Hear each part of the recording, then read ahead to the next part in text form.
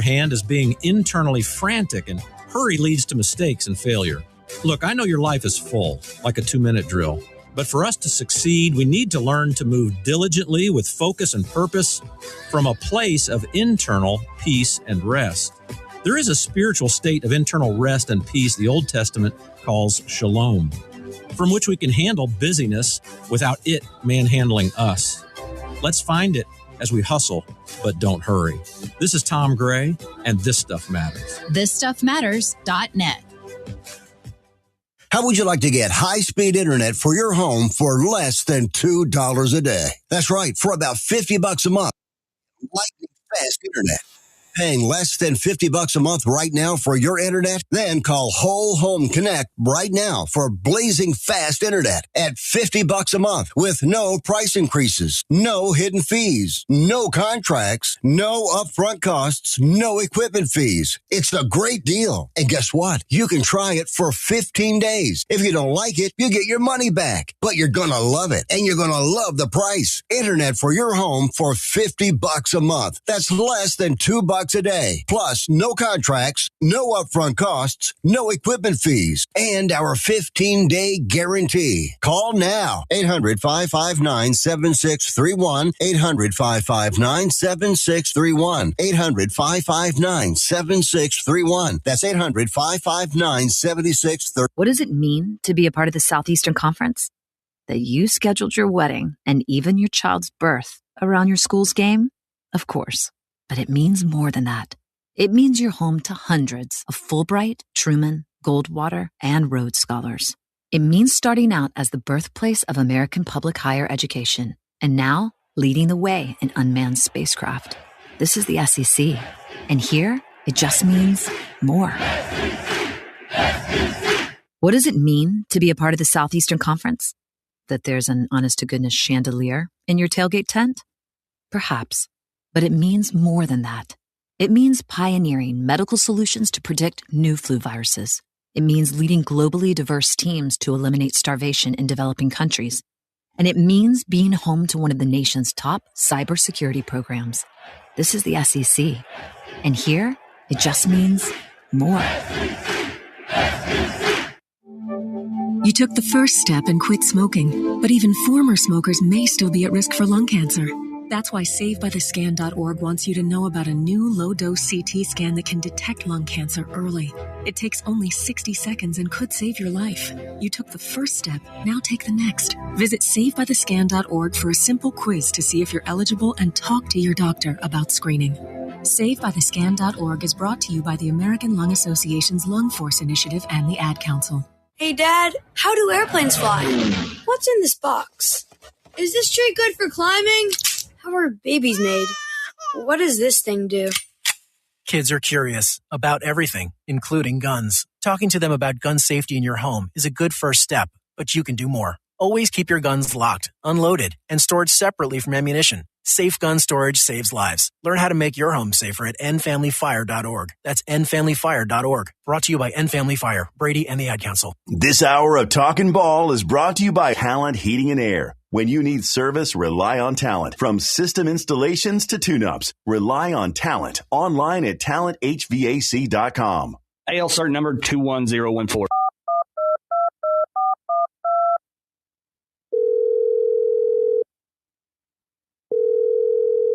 This is Thomas with Talent Heating and Air Conditioning. Thomas, I need you guys to light my flame sensor. Excuse me? Yeah, my gas valve's not flowing, buddy. What do y'all need over there? Oh, I need you to exchange my heat exchanger. You don't have to speak the love language of a furnace to call Talent Heating and Air Conditioning. We can come out and do a $49 tune-up, and you'll get savings off of that, and we'll be able to figure out what's going on with your system. Can you keep my flame lit this Valentine's Day? We can definitely keep your flame lit. Who do I gotta call? Call Talent at 256-503-4490. Come on, baby, light my fire. That was weird. It's Talent Heating and Air. They're live, they're local. Give them a call today.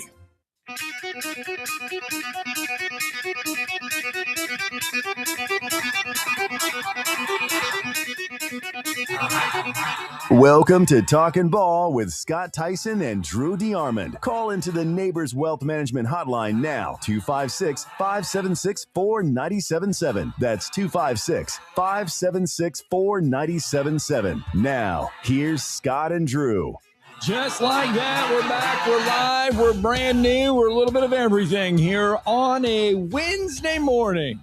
Talking Ball, 97.7 ESPN, The Zone. Scott Tyson, Drew DeArmond, welcome into the program. 40 degrees right now in the Tennessee Valley. Your high today is 48. There is a dense fog advisory out this morning. So safe travels into school, into work, wherever you are headed on this Wednesday morning. 256-576-4977. That's the number to the phone lines. You can join us throughout the program here on this Wednesday. A lot of stuff to get through. A lot of stuff. Again, we'll set the table for what will be, it's a slow night tonight in SEC basketball. Just 2 games on the court.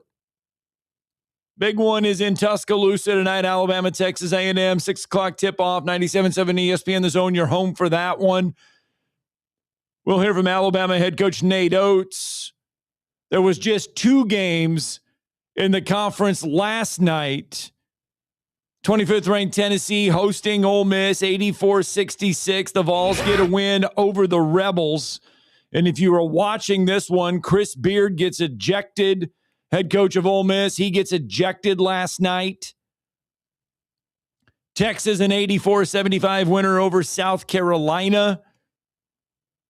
Texas back at 500 now in SEC play, 14-9 overall. Tennessee with that win, 6-3 overall, 16-6, or 16-6 overall, 6-3 in SEC play. Now, Chris Beard and company, they at Ole Miss, they got a lot of work to do. They're 3-6. So right now, looking like Ole Miss, South Carolina, LSU, those teams, if they want to entertain any thought of making the NCAA tournament, going to have to go on one heck of a run during make the NCAA tournament, going to have to go on a heck of a run in the SEC tournament and win the whole kit and caboodle if they want to go dancing in March. Again, just a very light slate tonight. Alabama, Texas A&M, and then the other one in the league tonight is Kentucky hosting Oklahoma. Oklahoma, again, 1-8 in SEC play. Kentucky 6-3. The Wildcats, by the way, 9.5-point home favorites. And tonight in Coleman Coliseum, Alabama is a 7.5-point home favorite. Now, yesterday, Nate Oates did visit with the media, and he was asked about LeBaron Philon and what LeBaron needs to do to right the ship as far as limiting the turnovers and maybe stepping up that leadership role. Here is Nate Oates talking about that and the rest of the team going into tonight. I mean, Philon's scoring it well. I think, he makes a statement. He came back to win a championship and try to lead. I think we got to get better effort out of him on defense, if I'm honest with you. He was an elite, one of the best perimeter defenders in the country last year. Thought that was one of his strong suits, how hard he played. I flew around, with the offensive load. He's taken a big major step backwards in the defensive end this year. And in order to be a leader, I think you got to play both sides of the ball. So, as far as the leadership goes, we're searching right now. Who's going to be that guy to make sure this team gives us the effort we need every night out, because we didn't get that effort on Sunday. And the best teams I've ever had or coached are always player-led teams. We're trying to demand effort. I got to do a better job empowering the right guys to lead. I got to do a better job finding the right guys to put on the floor. But we got to get, somebody to make sure that we play as hard as we can possibly play on every possession, not let the score dictate our effort, not let turnovers, bad shots, missed shots, whatever it is on offense affect our effort on defense, because we've given up too many big runs the wrong way this year. And to me, that goes along with your leadership. So we got to get, and we got guys that want to do it. I mean, it's not like we have any bad kids on this team. They're all good kids, but they got to take some ownership of their effort on the floor and their team's effort as well. There you go. Nate Oates leading into tonight's game. Yeah, I mean, I don't blame Nate Oates. That's why I've always loved him. I mean, he's a very transparent guy, and I mean, he always tells the truth and what he wants. And for most of the season, Philon has not been able to guard a lamppost. He's been avoiding contact, doing nothing but gambling, getting himself out of position. There have been a couple of games where he's been able to get in passing lanes, and he has been able to be a good on-ball defender and pick guys and stuff like that. But, against Florida, he didn't want none. So he didn't want any of it. And he ran from the physicality, and Boogie Flan took his lunch and ate he and the rest of the guards up all night long. Anytime you got 8 steals, it means and Alabama forced 2 turnovers as an entire basketball team. It's an embarrassment, and that's what it was. And hopefully they'll be ready to play tonight, because if not, they're going to get their ass beat. Yeah, and they'll get run out of their own gym, and they're going to play their way onto the bubble, which is pathetic and unacceptable. So they need to be ready to go tonight. Bucky's done an amazing job with his team. We've talked about it all week, and the roles that he has got guys to buy into. And even without their best player in Baco, most people believe he was the most talented kid on their team. It has not affected them one iota. And, I thought it was telling with what he said about the leadership on the floor. I would agree with that. Houston Millette's probably the closest thing to a leader on the team, but he doesn't make enough plays like in games. And what I mean by that is like open shots, things that affect the box score from the standpoint. Now his effort's great, and he does try to guard when he's in there, but he gets in foul trouble sometimes. He doesn't make shots and plays. You can't count on him to be a double-digit scorer, so you don't know from game to game what you're going to get production-wise. You do effort-wise, but production. And so Alabama they need guys like Philon. They need Aiden Holloway. Now, Aiden's been fighting that wrist injury, and that is a legit injury. It's not an Amari Allen. So, you've got to – and now, I mean, amazingly, Amari Allen is not on the injury report at all. Saw that yesterday. Shocked. I mean, I'm just unbelievable that he's not on but I'm sure his agent's ears are. So that's just the way it is. So, but again, well, Amari didn't appear on the one in Florida though either, did he? Yeah, he was questionable. I thought they put it out right before the game. He was not on there. The day before he was questionable, right? And he had not been practicing, but it wasn't all injury. I'll just say that. That's the last thing I'm going to say, because this system right now sucks. These agents suck, and most of them are a bunch of piss ants. And so that's the way it is. And, you can thank LeBron James, Clutch Sports, and, a lot of this BS going on, because everybody wants load management. Everybody wants to take the easy route. None of these kids are tough enough, in my opinion. Even the Peterson kid, who I think is the best player, probably he and DeBance in the country, the kid from Kansas. Right. He's an unbelievable talent when he's not cramping up. You know what I'm saying? So, I mean, and that's part of this generation's players that I can't stand. I mean, they're not tough enough. They don't play with physicality. They can't take it. And then they want to say Michael Jordan played against plumbers. If you can spell plumber, I would be surprised. Because you're stupid. You're too stupid to play the game. Okay? Well, and I think you bring up a point of not being tough enough and being soft. And Nate Oates brings up a point of you got to play defense. It all starts on everybody just sees the scoring thing, and then they think that is it. And is that a product too of AAU basketball as well, where totally. All you do is just try to go out and score 50 points, and sometimes not all. I'm not saying every AAU team is that way, but certain ones it's just a showcase to see how much you score, not play defense. Yeah, I mean, I was at the Mae Jemison Huntsville game last night. By the way, shout out to Mae Jemison. They swept Huntsville. They won 67-60. Officiating was extremely physical. It was almost like a Pistons Bulls game, from back in the day, right? Or even maybe Knicks. You say Knicks Pistons, Knicks Bulls. I mean, it was very, very physical. And I thought, but I did think that Mae Jemison, especially in the fourth quarter, and really the last quarter and a half, Huntsville did take a brief lead, 31-27 and then 32-31. But I thought Mae Jemison's toughness and then their ability to execute, make big threes, and especially in the fourth quarter, go to the free throw line and knock down. I think they may have missed one free throw in the fourth quarter, maybe two, but they did an amazing job of taking care of the ball, getting it where it was, and there was a shot clock as well. And they just did an amazing job of executing. And because Huntsville scored 60 points, it actually scored 24 in the fourth quarter. But Mae Jemison was just better.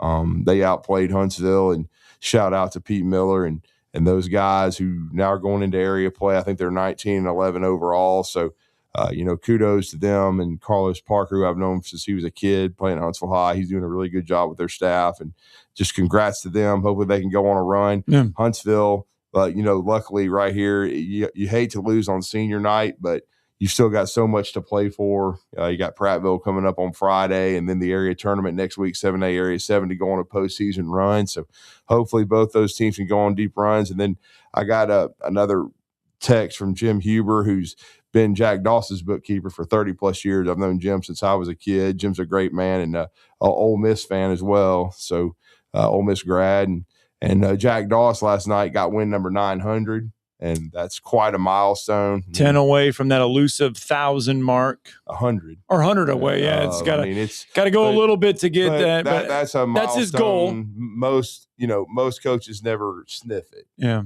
and so for him to get to 900, congratulations to him. Appreciate his friendship, and congratulations to Grissom on their senior night for getting a big win, number 900 for him. So, and they'll head into area tournament play, and they have Huntsville a week from tomorrow over in the 7A Area 7 tournament that'll be over at Huntsville High. So just some good basketball. But what I was going to tie it into your conversation about toughness and things of that nature and AAU and all this stuff.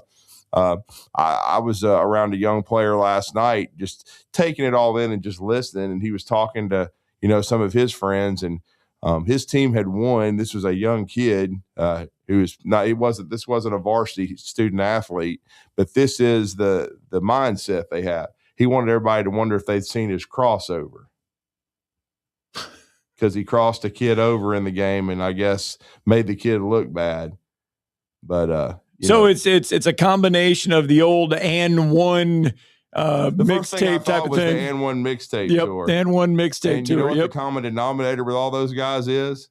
They traveled half the time and they never played any actual basketball. That's true. I mean, you were just getting started in the Rocket City around that time when Hot Sauce and some of them fools tried to come try out for the Huntsville flight.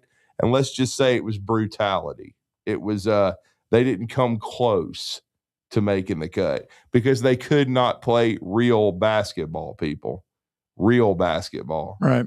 And the only one now that I guess is still sort of relevant on social media is the professor. And he played a little college basketball, but trust me, that those guys weren't pros. They weren't great players. And so, but there's still some of that it got started around that time, and it's kind of stuck around. Makes you appreciate what Jason Williams did, right, in the NBA level. But Jason Williams could actually play basketball. That's what I'm saying. It makes you appreciate what he actually did. He had his issues, but there was no doubt that White Chocolate could actually play. You know what I'm saying? I mean, and so matter of fact, that was his nickname, guys. That was he earned that nickname on the court. He was absolutely. When he was with Sacramento, with Vlade and Chris Webber and stuff, and I'm gonna, and then Brody and John in there. Do you guys know who his high school teammate was? No, they have no clue. They have no clue. Do you guys know you guys know who Jason Williams is? They, of course, I'm sure they Come do. on. I mean, we got to just ask. You guys both know who Jason Williams is? Okay. That's why a lot of people still wear 55. I mean, Graham Gossett wears 55, Will Brown and Hunt. So a lot of people wear 55 still. But his high school teammate was some cat named Randy Moss in high school who was just a decent athlete. Oh, he was average. He was pretty good. He was average. Needless to say, he was the best football player probably in the history of the state of West Virginia. Yeah, I remember I was so geeked up. Geeked up because I was interning at the CBS station back home. Yeah. Northern Iowa had made it to they were in the Marshall. And so we get to travel to Marshall, and I'm like, all right, we're going to freaking Huntington. I mean, it's great. Virginia. You know, it's the whole history of Marshall. So you respect that, respect everything about Marshall. And it's like, all right, we should be beating these clowns. Yeah. And then some dude comes out and just whips the ass all day long. And it turns out that it's Randy Moss. Having to play like FCS football. It turns out it's Randy Moss. And you're like, oh, crap, this dude's just beating us down like a drum. Oh, crap. I mean, the only reason he was on that level is because he liked that Doja. But, I mean, you know what I'm saying? You can smell it every morning down here in our parking lot. But and there's no cars there, by the way. There's no. There's no cars. You just smell it. Yeah, that's right. Anyway. I guess it's a hangout. I don't know. It is. But Moss is a guy that should have been at Florida State or Notre Dame, and he ended up at Marshall and put up all those numbers. And that's the only reason he wasn't a top 5 draft pick. I mean, you're right. You're right. There's a lot of Cowboys fans that listen to this show, and it's one of the stupidest mistakes that Jerry Jones ever made, because he passed up on Moss more than one time and could have had him, in the early 2000s, late 90s, in early 2000s with the Cowboys. So, I mean, Moss was on another level, and he averaged 30 in basketball too. He was pretty good. And he and Jay Will were both great players, but again, it's just the mindset of kids, man. You got to get them in the mindset of fundamentals and playing great basketball. And I think Christian Swears does a good job of developing players, but it's just but I just did want to give a shout out to Mae Jemison and the job they did last night. All right, 7:18. Let's get our first break in. Jerry, hold on. We're going to get to you as soon as we come back from break, as well as Bama Bino. We'll get to your phone calls and everything. Talking Ball, 97.7 ESPN The Zone.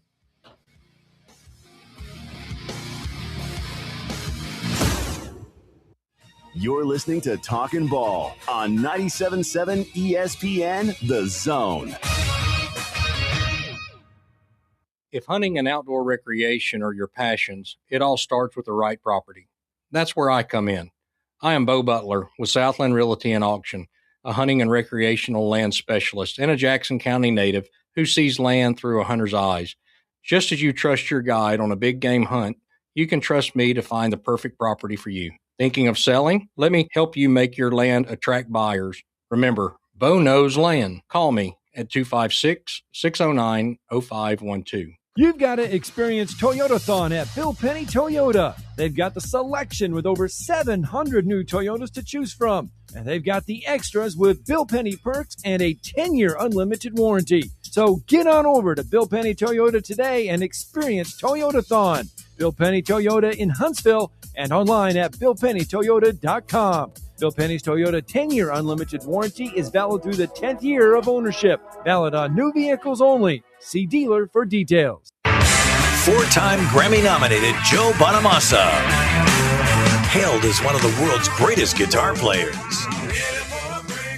Blues rock titan Joe Bonamassa, performing live March 19th at the BBC Mark C. Smith Concert Hall. Tickets on sale now at Ticketmaster.com. Joe Bonamassa. Every show is a new experience.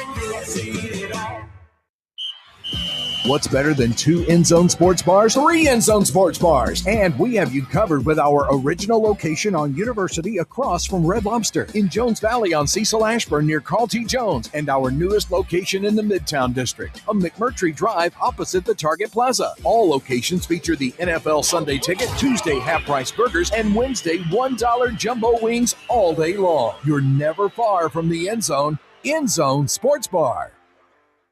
Tom Abraham here for my friends at All About Water. Crazy name, huh? Well, let me introduce you to them. All About Water is the top pond builder anywhere in the Tennessee Valley, and that includes remodeling or cleaning out existing ponds as well. They also have monthly maintenance plans for your pond. Don't have a pond? Well, how about a fountain or water feature for your property to bring that soothing sound of running water to your happy place? On the other hand, maybe you have water on your property that you don't want. Well, Ryan at All About Water is all about water, so he could take care of that as well. He has a background in fluid dynamics, and what that means is that he could take care of any water issue that you have. Finally, how about that irrigation system that you have or that you want? Well, they do installs and maintenance and repairs on those as well, because they are all about water. Learn more at allaboutwaterllc.com. That's allaboutwaterllc.com. The Drive with Wes Neighbors and Steve Moulton. Weekdays from 5 to 7 p.m. Only on 97.7 ESPN The Zone.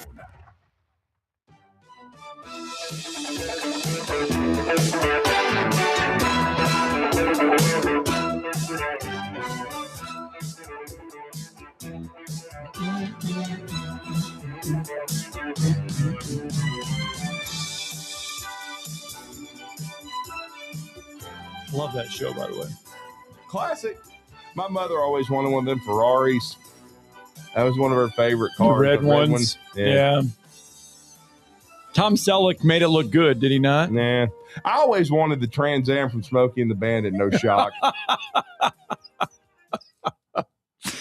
256-576-4977. That's the number to the phone lines. You can join us here on a Wednesday morning. Let's get out there. Jerry is with us. Good morning, Jerry. Hey, guys. How are y'all this morning? Good. Jerry, good to hear from you, man. What's up? Hey, buddy. A couple things. Sunday, the Alabama-Florida game. Yes, sir. My wife, we got out about 12:30. We got you, Jerry. I think. Oh, yeah. Okay, there we go. There we go. Came back. Go ahead. You came back, man. Oh, okay. I'm going over Montesano. Sorry about that. But she said, Bama's playing. It was about 12:30 Sunday. I said, yeah, but I'm not watching it. I know the outcome before, so there's no need to watch it. If they somehow miraculously win, I'll watch it because YouTube's recording it. So yeah, right. But anyways, that team, and I'm gonna go back to players today, but that team has one player with heart. Who is it? You talking about Bama? Yeah, he's talking about Bama. What player has heart for Bama? Well, we were talking about him earlier in the show, Jerry. I don't know if you had a chance to catch it. I was talking about the kid, in my opinion, that plays the hardest. He just doesn't make enough shots, is Houston Millett. 100%. If Phylon, Holloway, Terrell, Reitzel, if the rest of those guys had the heart that Millett had, that team would be unbeatable. Talent-wise, they're there. Now, I'm gonna back up on fundamentals, and that goes back to AAU. Fundamentals are horrible. Got these guys coaching them, and all they're trying to do is go out there and show them what you can do and get to the next level and earn you a paycheck, buddy. Earn you a paycheck, go out there and bust 30 and get a highlight reel. It's all about highlight reels. Holloway, perfect example Sunday. What's Alabama's colors? The team colors? Crimson and white. What color shoes did Holloway have on? I did not notice. Yeah. Lime green. Yeah, he had on them Kobe's, man. See, but that's been going on for years. They don't really do the team shoes anymore. Right? It's kind of weird. And I'm talking about all the way down to middle school. It's just weird. I know, but it goes back to that. I'm gonna back up to middle school. Right. Kids today, we have pizza parties when we get beat by 30. We get trophies when we get beat by 30, and it doesn't affect us. And it's okay, little Johnny. We kept score. We got beat by 40, but it's okay. We're gonna give you a pizza, and you're also an all-star team, little Johnny. Everybody makes all-stars. Used to be one all-star team. Now there's every team's an all-star team. They just take all the players, all the teams, and go play an all-star tournament. That's not all-stars. That's where it starts, and it's got to stop. It's got to start at home when they're young and teach them. Competition is okay. That's life, too. Sports will teach you life. When you get knocked down, get up. Don't run, pout, and go to the next job or whatever. You know what I mean? Get up and fight. it's just frustrating watching kids today and athletes today, the way they pout and think they deserve everything. And, when they get in real world, they think they should start at the top as well. Don't work your way up. You should be at the top, But that's just my soapbox this morning. Athletes today just drive me nuts. Well, no, you're 100% right on that, too. You're right, Jerry. He's 100% right. People want to be handed you come out of college. A lot of times these kids, not all of them, but some of them come out of college and they want to be handed the $150,000 job right out of college without ever doing it because, well, they figure it's theirs, then they should just have it anyway. Well, and then Jerry's, I think he's hung up, but I was going to say another thing that bothered me, and I think I mentioned this on the show earlier in the week, that Holloway by far played the best game of any of the guards. I mean, Reitzel wasn't great at all. Millette struggled. Filine had a decent stat line, but I thought wasn't very good. You just get your ass whooped by 23 points, and Aiden Holloway's hugging all over Chinyalu. I'm not hugging all over anybody. Just whoop my ass 23 points. I'm going to shake their hand. You're going to be pissed. I'm going to have some sportsmanship. I'm going to shake hands and say good game. Right. But I'm not hugging all over anybody. Just beat the hell out of me. There's no way. And that's why I always laugh when these fools do like a jersey swap and all that stuff. You get beat by. And then all these, you have these guys from this era of the NBA who claim that it's superior to any era, and that Jordan wasn't. Jordan was great, but he's not LeBron James, and I'm just like, hell no, he's not. And LeBron James sure as hell ain't Jordan. And so, and the thing is too, we got to keep in mind, this isn't everybody. This isn't saying every player that steps on the court right now on the high school level or every mindset. It's uncommon to find now. Yes, there are players that are like they put the work in, that are invested 100%, and it's not all about the highlight reel. There are certain players out there that have that. But then there's also players that, like Jerry said, they're in it just for the highlight reel because they see the money and that's how they think they're going to get their money. Yeah, and here's the thing and I'm just glad I have this platform. I appreciate Wes Neighbors very much. Appreciate everybody I work with here, that you get a chance to give a strong opinion. But that's why I love JD Gossett so much. There are not many killers. You don't see them very often. And when you do, it's a special thing. And that's why I nicknamed him Riggs. He was a stone killer. He would, to win, it was not trying to be he shook people's hands and everything, but he wanted to win. He played as hard as he could, and he played with an edge, and you don't see that all the time. Yeah. And that's what I love about Cam Carney. And Cam fouled out last night. He didn't score. He had a tough game. He played hard like he always does, but sometimes the ball doesn't go in the basket. But you just appreciate guys with that kind of competitive zeal. That's why I loved watching Richard Hendricks grow up on the court. Yeah, when he was here. Richard Hendricks had that. I'll give that killer instinct. Same era, and they were the two best teams in the state, in my opinion, regardless of classification that year. And they played for a state and a Huntsville City Classic championship. But Courtney Beasley was a killer. Yeah.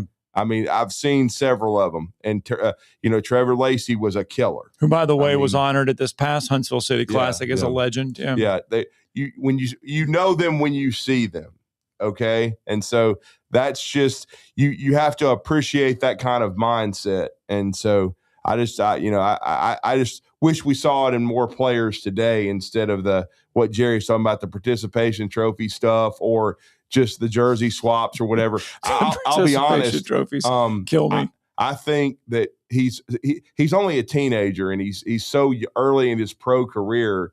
But I think Cooper Flagg is that way. I think he wants to win. I think he's a killer. And I think Brandon Miller is. I think Brandon Miller has that mindset. He wants to win at all costs. And I think that's just Draymond Green. Draymond and he gets a lot of flack for getting ejected and getting for the style of play that he plays. Sometimes he would have fit in perfect in the 80s and early 90s. Oh, he's a physical player. But now everybody's like, he's such a dirty player. Did you see what he did when he knocked that guy on the ground? You can't do that. You can't be that physical anymore. I mean, and sometimes I think, again, I thought it got too physical last night in the Huntsville game. But you have to adjust, though. You have to adjust and execute. Draymond reminds me a little bit of Dennis Rodman at times. Well, the physical, just how he wants to rebound and physical and go for the ball and be everywhere. And that's why I appreciated Jordan so much in those Bulls teams, because they took their whoopings, but they just kept working. And that's what Michael said. We're going to have to beat Detroit. We're going to have to, and we've already dealt with Detroit, so we can deal with New York. He wasn't going to stand around and hug you on the court if you lost. He lost, he's gonna keep coming, and then he's going to whip you. Yes, that's the way it was, and I think hopefully last night was a valuable lesson for Huntsville, because I think the blueprint there's going to be a lot of teams trying to get physical with them going forward. And you have to play through it. And Huntsville is a really good team, skilled team. And I think it helps them grow, because you have to also understand this is a team that's very young, and they only got 3 seniors and only one of them starts. So you just have to learn and take it as a test and a lesson and use it as fuel to go forward. Yeah. And I'm hoping they're going to do that after last night. All right, 7:32. Let's get another break in. Bama Big Rick and Bama Bino, we're going to get to you guys as soon as we get back from break. It's Talkin Ball on 97.7 ESPN The Zone.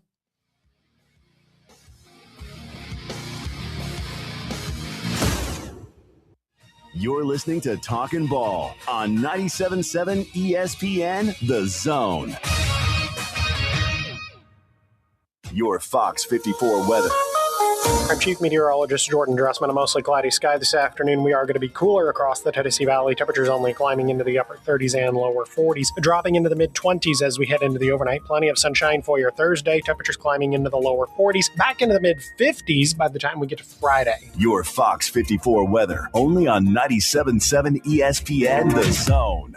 The crimson and white jerseys. Front court to the rack and the plunge. The sound of a buzzer beater. Got it to go as the buzzer sounds. The Roll Tide chant from the crowd. It can only be Alabama basketball. Join the Alabama Crimson Tide right here on your home for Alabama basketball. Listen to Alabama basketball all season long on 97.7 ESPN The Zone. Tom Luganville here for my friends at the service department at Woody Anderson Ford. When you need service on your vehicle, whether it's a Ford or any other make, you want to get into Woody Anderson Ford, where their expert service technicians will get it diagnosed and repaired right away, the right way. And while you are there, check out all the new and pre-owned vehicles at Woody Anderson as well. They are ready to make you the best deal possible. Visit Woody Anderson Ford today. Woody Anderson Ford on Jordan Lane in Huntsville, Hughes Road in Madison, and online at WoodyAndersonFord.com. Hi, my name is Dan Aldridge. I'm here to let you know about the Aldridge Law Firm and the soon-to-be-announced Legal Town Center. I've been practicing law in Alabama since 1984, and I also practice in Tennessee. And I'm from North Alabama, and I'm here to represent you and take care of your legal needs. For many of us, hiring an attorney is not high on the priority list, and maybe a little scary. But it's something that we all need at some point. So by all means, do your homework. And if you need representation for car accident, wrongful death, medical malpractice, nursing home abuse, or estate planning, or any other matter, just give us a call at 256-534-3188. And you can email me at Dan, that is Dan at danaldridgelaw.com. Dan at danaldridgelaw.com. God bless America. No representation is made that the quality of legal services to be performed is greater than the quality of legal services performed by other lawyers. Tom Abraham here for my longtime friend Mike Owen of Owen Home Appliance. You know, Mike has over 25 years experience in the appliance industry, and since 2017, Owen Home Appliance has served customers in the Tennessee Valley with a focus on quality products, affordable prices, and excellent customer service. Owen Home Appliance prides themselves on community involvement as well, sponsoring local teams and events while making sure that you get the right appliance at the right price. Visit their highly interactive showroom in Lacey Springs, just 8 miles south of the river on 231. These days, saving time is important, and saving money is even more so. That's where Eagle Masonry and Insulation comes in. Over the years, Eagle has expanded their services to meet the needs of folks like you in our area. Taking care of your property yourself can be a real headache. Eagle can handle it for you. They offer full landscaping services, irrigation, mowing, bush hog, and can install plants and trees, sod, and even landscape borders. Call Eagle Masonry and Insulation today at 256-755-1556. Eagle saves you time, and Eagle saves you money. Want to save some money? I can take money and I can make it into more money. Just check out our zone deals online at 977ESPN.com. We are 977 ESPN The Zone.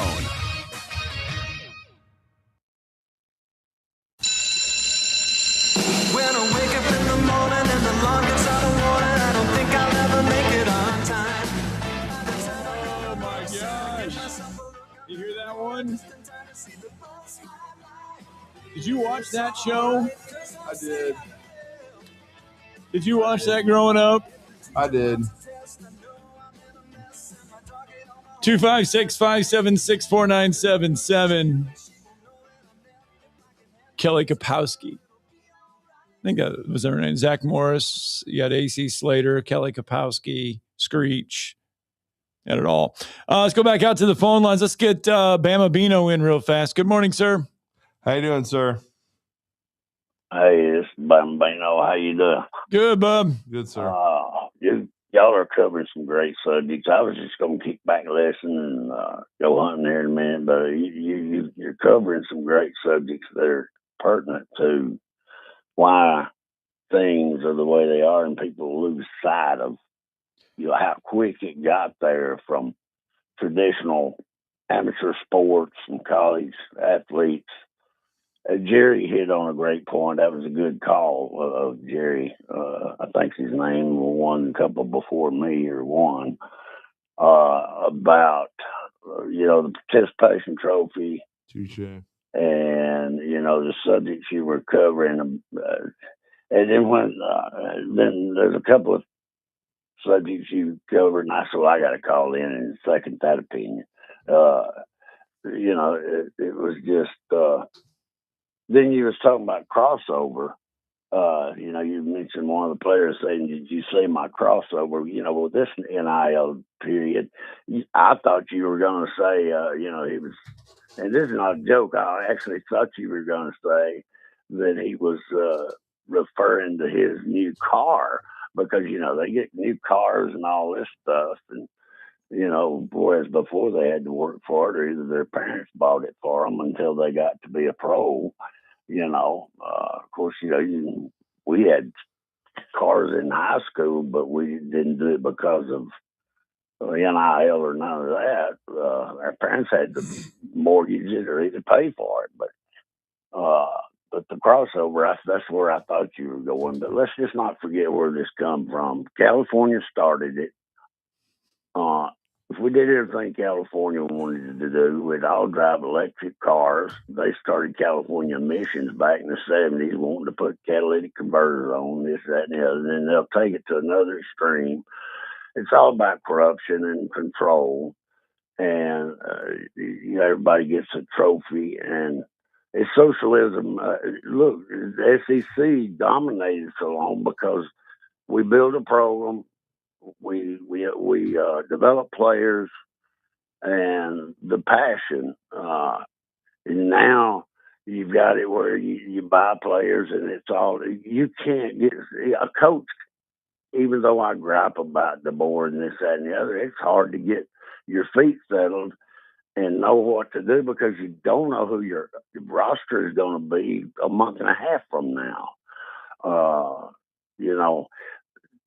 It's hard to build a program, and you're trying to hurry, and put something together, and all these schemes and plays, and not develop players and fundamentals. Yeah, and that's suffering, and you can see it on the field. Yep, totally agree, bud. See it on the field, totally. And once again, you got a great producer there that was a DJ. He ought to be a DJ full time somewhere. All this nostalgia was Magnum PI. It brought me back to the days when I had hair and I was young and thought the age I am now was Methuselah, you know. But and Randy Moss. But anyway, guys, great show. Thanks. Good listeners, good callers. God bless you. Thank you, Bama Bino. Let's get Bama Big Rick in this morning. Good morning, sir. Hello. Hey, we got you, bud. Bama, all right. Good morning, guys. Got a couple quick points here. Bama takes on the identity of coach, or they do not. One of the two. You know what I mean? Every year we have all these players come in. We have no post players that can play that style. Every year it's the same thing over and over. Limited big men. That is the biggest problem in recruiting. So we're crying about Phylon doesn't do this, Holloway doesn't do that. When are we going? The coach has responsibility, right, to get the players to do the job, right? Simple as that. Or bench them. Right. One of the two. Now I'm gonna. Are you still there? Yes. Yeah, we got you. We got you. Okay. I mean, the identity of the coach. That's a problem. Now let's go to the second thing about Michael Jordan. Yeah, he's the greatest player. I saw him when Reggie. I was there when Reggie played Pippen and Jordan. Mm-hmm. They did 45 in Indianapolis. Yeah, you were living in Indy then, right? Yes, but this is my point. Right. Mike never beat Boston. Yeah. You're talking about the 86, like the 86 Celtics. Yeah. That's right. He did not beat Detroit till they got older. Right, older, He did not beat what's the other team out Boston, Philly, missing one more out of the East.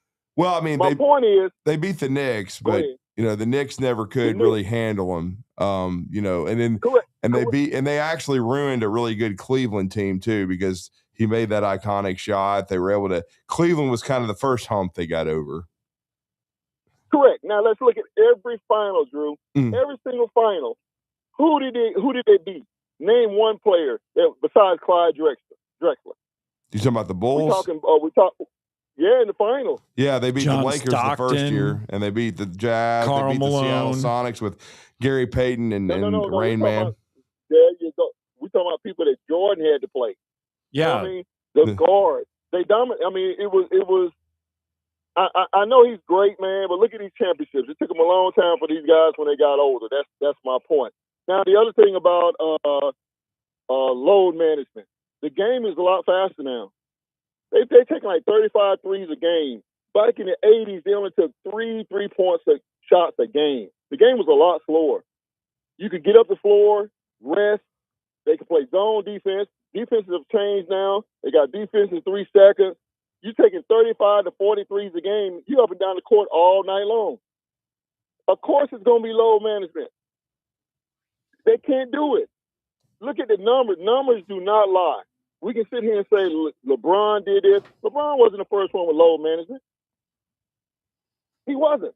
He's just an icon because he's been around forever. Everybody wants to point the finger when he sits down. Kawhi sits down probably half a year. They all do, man. They ain't no dogs left, bro.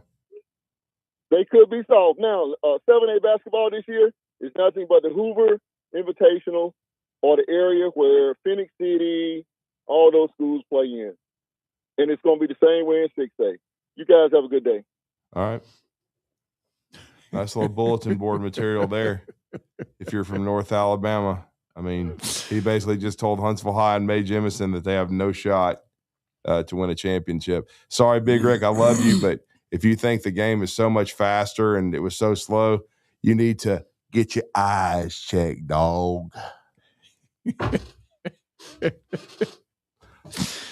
Look, the style has changed. The style has changed. He is right. More. He's right about that. And by the way, there was hand checking back in the day. There's no hand checking now. That's why it was slower.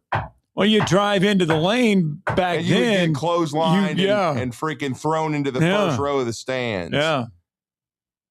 I can guarantee you one damn thing. So because the game now, LeBron James and Kawhi Leonard, and I like Leonard. He's one of the few guys that plays both ends when he's healthy. But their asses would struggle with the physicality. There's no question. Guys get hurt so much now because they're not used to the physicality. That's the problem. All right. And if you don't think so, I can't help you. So because the game is faster, you have to take a break the next day? Is that what he's saying? Is because they speed it up and take so many threes that they have to rest the next day? They don't even exert any defense. They don't play any defense. My God, they give up 125 points a game. There's no defensive effort at all. None. Most of these games. They don't even run back on defense. They had to exert, effort on both ends of the floor. That's why I enjoy watching the Houston Cougars play, because they actually do play with physicality. And actually, Nate Oates has had a lot of success against Houston.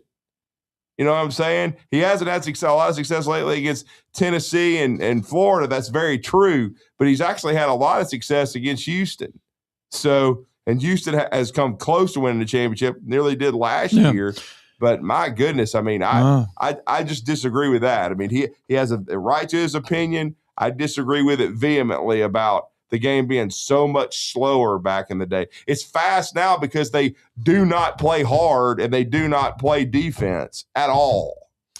On the NBA level. That's what we're talking about. Let's get a break in. Let's wrap up hour one with some more phone calls when we return. 256-576-4977.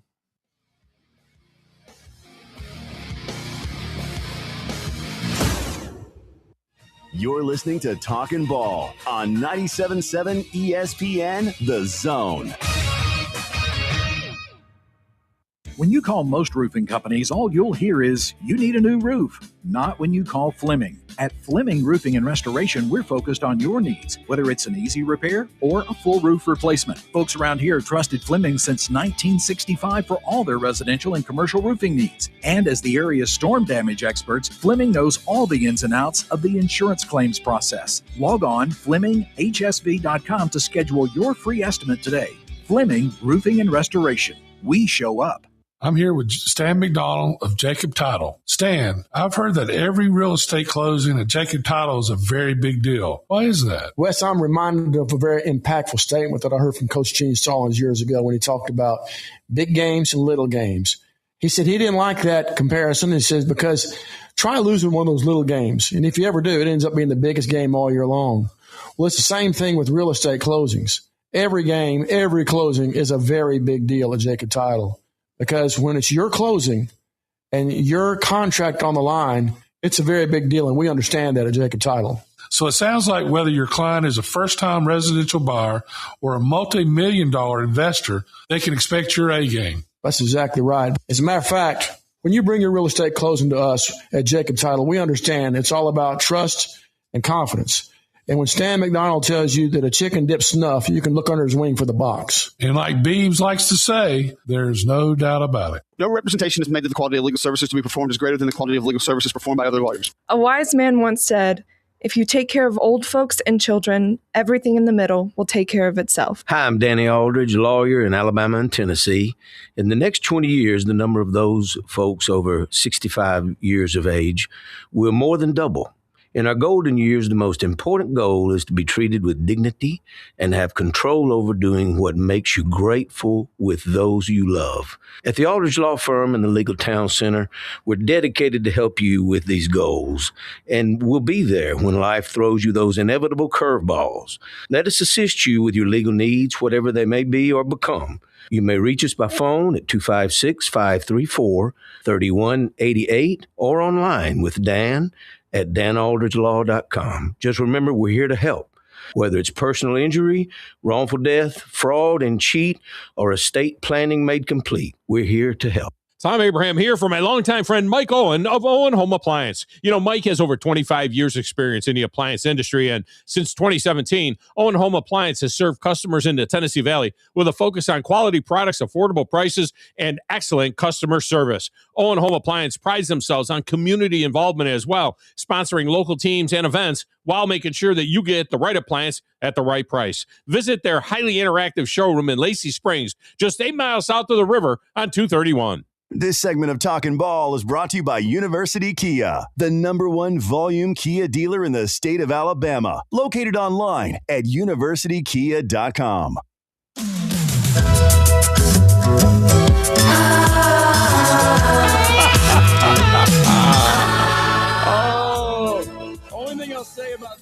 on? Yeah. Is that, remember, ABC launched a thing called TGIF. Oh, yeah. Thank God it's Friday. Thank God it's Friday. And this was part of that Friday lineup. Yeah. Fridays used to have a ton of great programs. Yeah, it was like 30-minute sitcoms, and it was just one right after the. It was this one. It was like Family Matters, Step by Step, I think, with Patrick Duffy in it. Don't forget Perfect Strangers. Perfect Strangers. That was, yes. It was TGIF back in the day. And it was just mindless TV that the whole family could watch. It was 30 minutes of just silly sitcoms, basically. Let's go on to the phone lines. Let's get B. Rich in this morning. Good morning, B. Rich. Good morning, fellas. Hey, first off, I got to give a humongous shout out to Brody. When that Saved by the Bell intro hit, I damn near drove off the road. But what the 90s in me just like went crazy. I started looking for Kelly Kapowski. I was like, "Are you Preppy?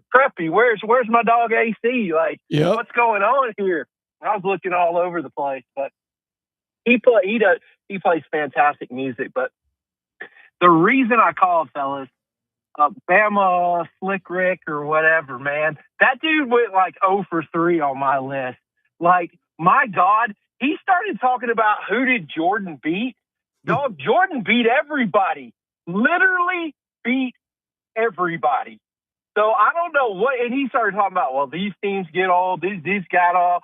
Who did he beat? You know, well, he didn't beat them till they got old. Dude, dog, everybody gets older. And don't tell me all those, you know, like Drew said, Jordan had to work his way and pay his dues and learn how to win. And then when I really, really lost it was when did he really say that the reason guys need because the game is faster and they shoot more threes?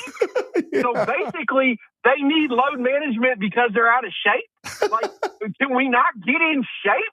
Like, you can't run and Slick Rick, you go out and shoot 20 3-pointers and then come through the lane one time and let Charles Oakley or Bill Lambier, Anthony or Mason, Rick Mahorn, Anthony Mason, let any of those guys beat on you one time.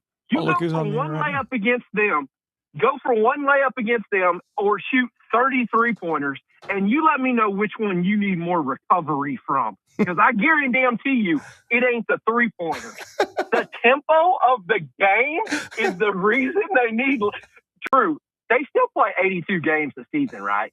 Yeah. 82 regular season games. They played 82 when Jordan was running, right? Yep. You remember the year that son of a gun and his Bulls won 72 of them? Yeah, 72-10. Yeah, he didn't sit out 20 of them because of load management. Yeah, he sure didn't. No, he didn't. So don't give me that crap. And the fact that people think this is okay, they excuse it. The reason this crap continues to happen is because people are excusing it and saying it's okay. And you can't coach dog. You can't coach dog. Like you said, Drew, you either are or you aren't. And it's rare now. And he used to not be so rare. And that's why Jordan will always be the greatest. And I didn't understand that, Drew, when we were in high school. No, because I'm gonna preface this by saying B. Rich is giving Jordan all this credit, and he was a Laker diehard growing up. Oh, bro, I was Showtime, Behind the Back, Go Magic, Kareem Worthy, all them guys. And then I liked Shaq and Kobe. But listen, deep down in places I didn't like to talk about, I knew who the one guy is I didn't want to see in the finals. And it was MJ. And now that I've gotten older, I appreciate it because it's rare. The dude was the ultimate competitor. And you can make all these excuses about, today's game now. No way, dude. And we'll never be able to compare it. But it's just I hate the excuse making. The excuse making is what I don't understand. Like, the word load management has to make Jordan nauseous. Oh, it does. Trust me, B. Rich. I had to walk away from a media member at the state softball in the AHSAA one time when he told me that Larry Bird would be a role player. All the excuses these guys, like, they talk about now how Larry would cut your throat too. That dude got the most out of his limited athletic ability, because he was a dog. Like, you listen to these guys now that they're all older, when they talk about how Larry wasn't a white guy, they're like, that dude was 100% brother. Like, that guy had it going on. Like, even the black guys back in the 80s and 90s knew Larry was a bad man. Yes. He was just a dog. He was just another. You've either got that edge or you don't. And man, that's why the 80s and 90s basketball was so great. I still watch a little bit here and now, but it'll never be what it was. I wish they could bring it back. But those guys back then, you had to be a dog. Like, they would make LeBron cry. All these, they would make John Morant. All these guys now, those guys would make them cry within 30 seconds just because they couldn't hack it. But Yeah. that's my yelling at the clouds, old man rant of the day. But man, make sure the Panthers get that last little nugget he dropped about being the Birmingham Hoover Invitational. Invitational. Yeah, all that nonsense. And I got nothing against Hoover, you know that, but Yeah. I mean, come on, make them put some respect on their name. Hey, I'll let somebody else get in, fellas. Thank you, Brian. All right, that's going to do it for hour number 1. Wow. See, had no idea the conversation was going to go there this morning. Had no idea. Things we have not even gotten to touch on yet. And we will try to during this show. Charlie Baker, the NCAA president, weighs in on the Charles Bediako situation, sits down with Sports Illustrated, weighs in on that, actually comments on that. We got that to talk about. College football playoffs have released their dates for the semifinals, quarterfinals, for next football calendar. It only gets longer. We got that to talk about. The Atlanta Braves we got to talk about. We haven't even touched the tip of the iceberg yet, and it's only 8 o'clock.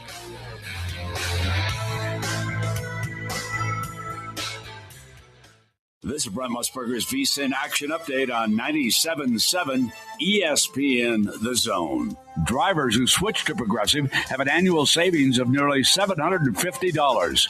Progressive.com.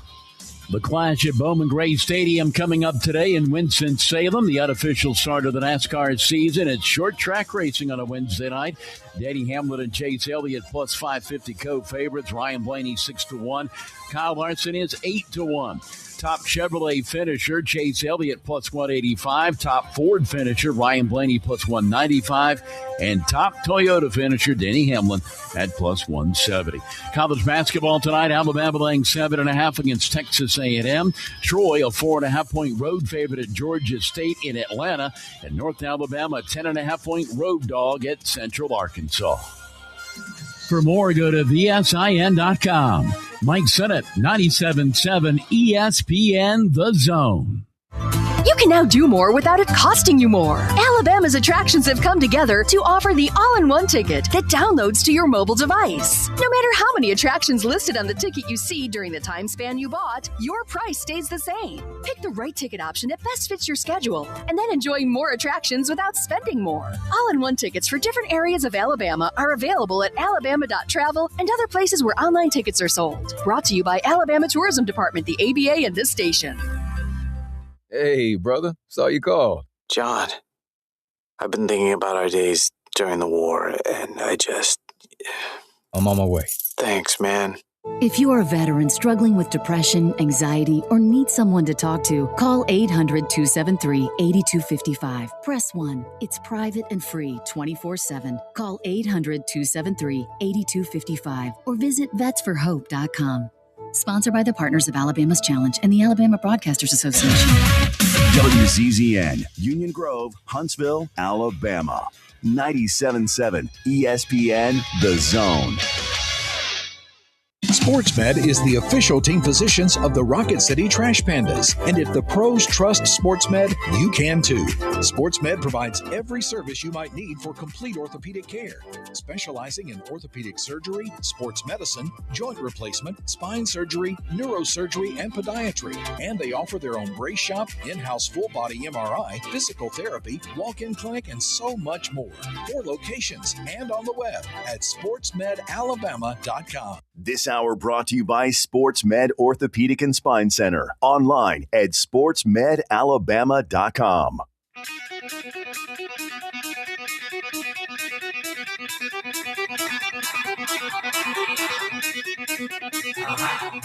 Welcome to Talkin Ball with Scott Tyson and Drew DeArmond. Call into the Neighbors Wealth Management Hotline now, 256-576-4977. That's 256-576-4977. Now, here's Scott and Drew. Hour 2 of Talking Ball, 97.7 ESPN, The Zone. Sportsman Orthopedic Surgery and Spine Center, dedicated to providing a little care that just may improve your life.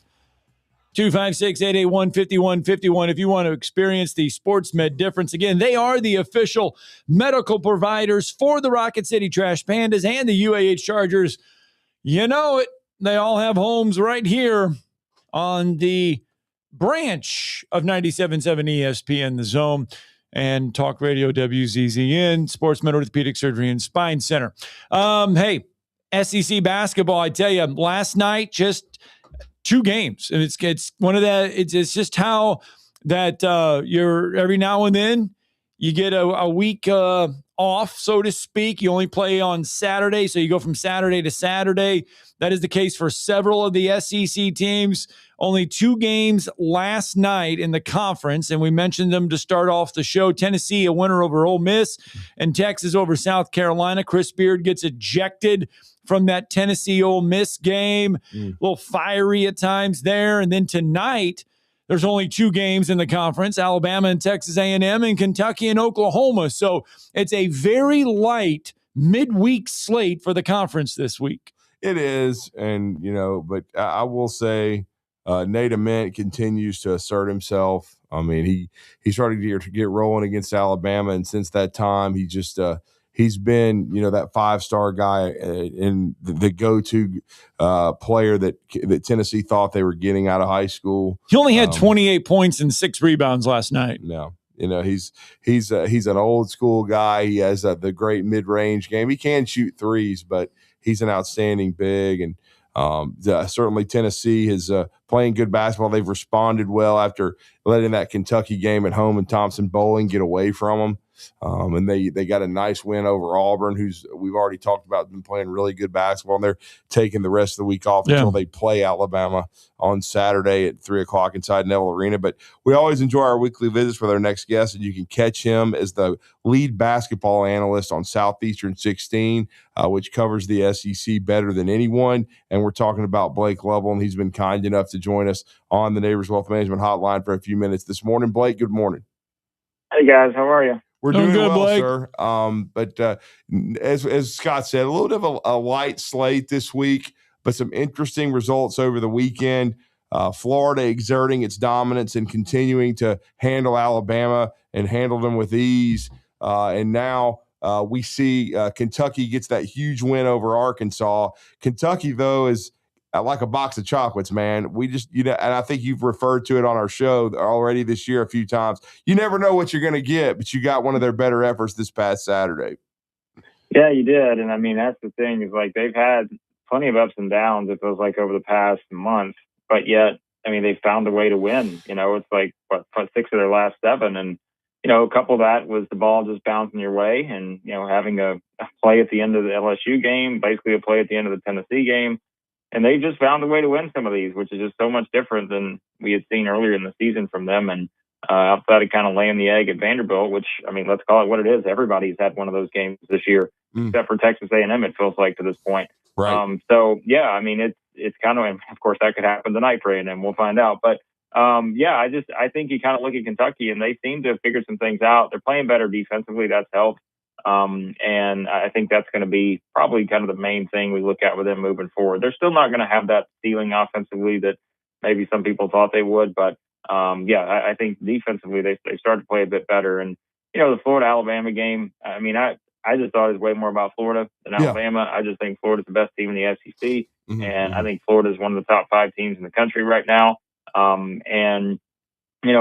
I look at them and the way they're built, I don't think there was ever a debate, they shouldn't have been, about whether Florida could be back to where they were last season, because all it really was going to take is their guard play stepping up and being more consistent. And now that that's happened, that's been a big key to Florida. And I think, Boogie Flan's as important as anybody on that team.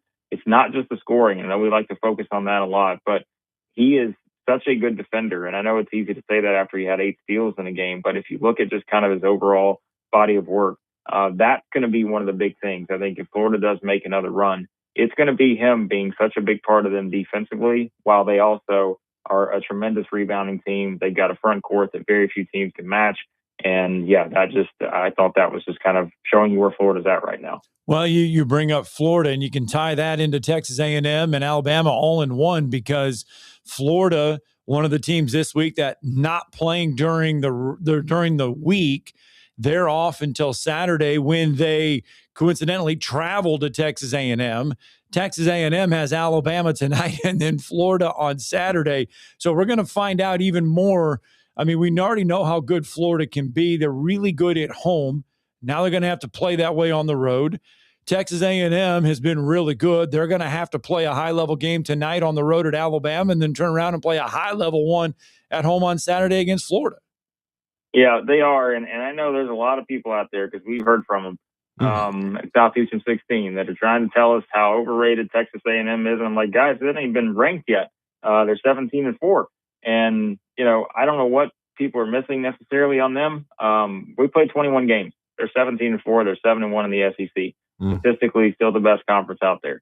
So I think we can kind of, and again, it's kind of convenient, I think, to start bringing this kind of stuff up this week, because they do have a chance to lose 2 games this week when they play at Alabama tonight and host Florida on Saturday. But I just think with the way they play, and you guys know as well as anybody, like when they execute the way that Bucky wants them to execute their system, and I think he's implemented it much faster than I thought he would this year, just based on the roster. But he's found the pieces that fit.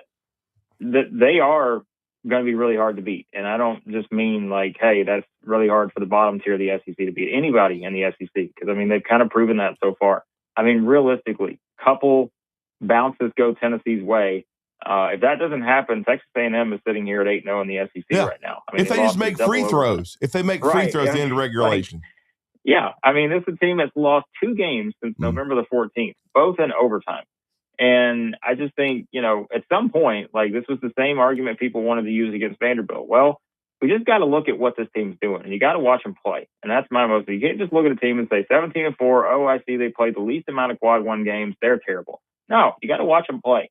And they force a lot of turnovers. They make a lot of threes. And I just say that in this era of college basketball, that is a combination that's really hard to beat. And, honestly, I think that's the one thing missing for Alabama. They just don't force any mistakes defensively. Meanwhile, A&M's the complete opposite. That's why I'm so fascinated by this matchup tonight, because, you have an Alabama team that I know uncharacteristically turned the ball over a bit at Florida, but they do a pretty good job of taking care of the ball. A&M does such a good job of turning you over. And meanwhile, Alabama doesn't really turn you over. So I think it's going to be interesting to see how this game plays out tonight, just stylistically. But yeah, I think for anybody, even if A&M loses both games this week, now if they lose by 40, I may take this statement back, but I don't think it's going to happen. I still think they are going to wind up being one of the top 3 or 4 teams in the SEC, and I think they'll be right there in the title race, towards the end of February.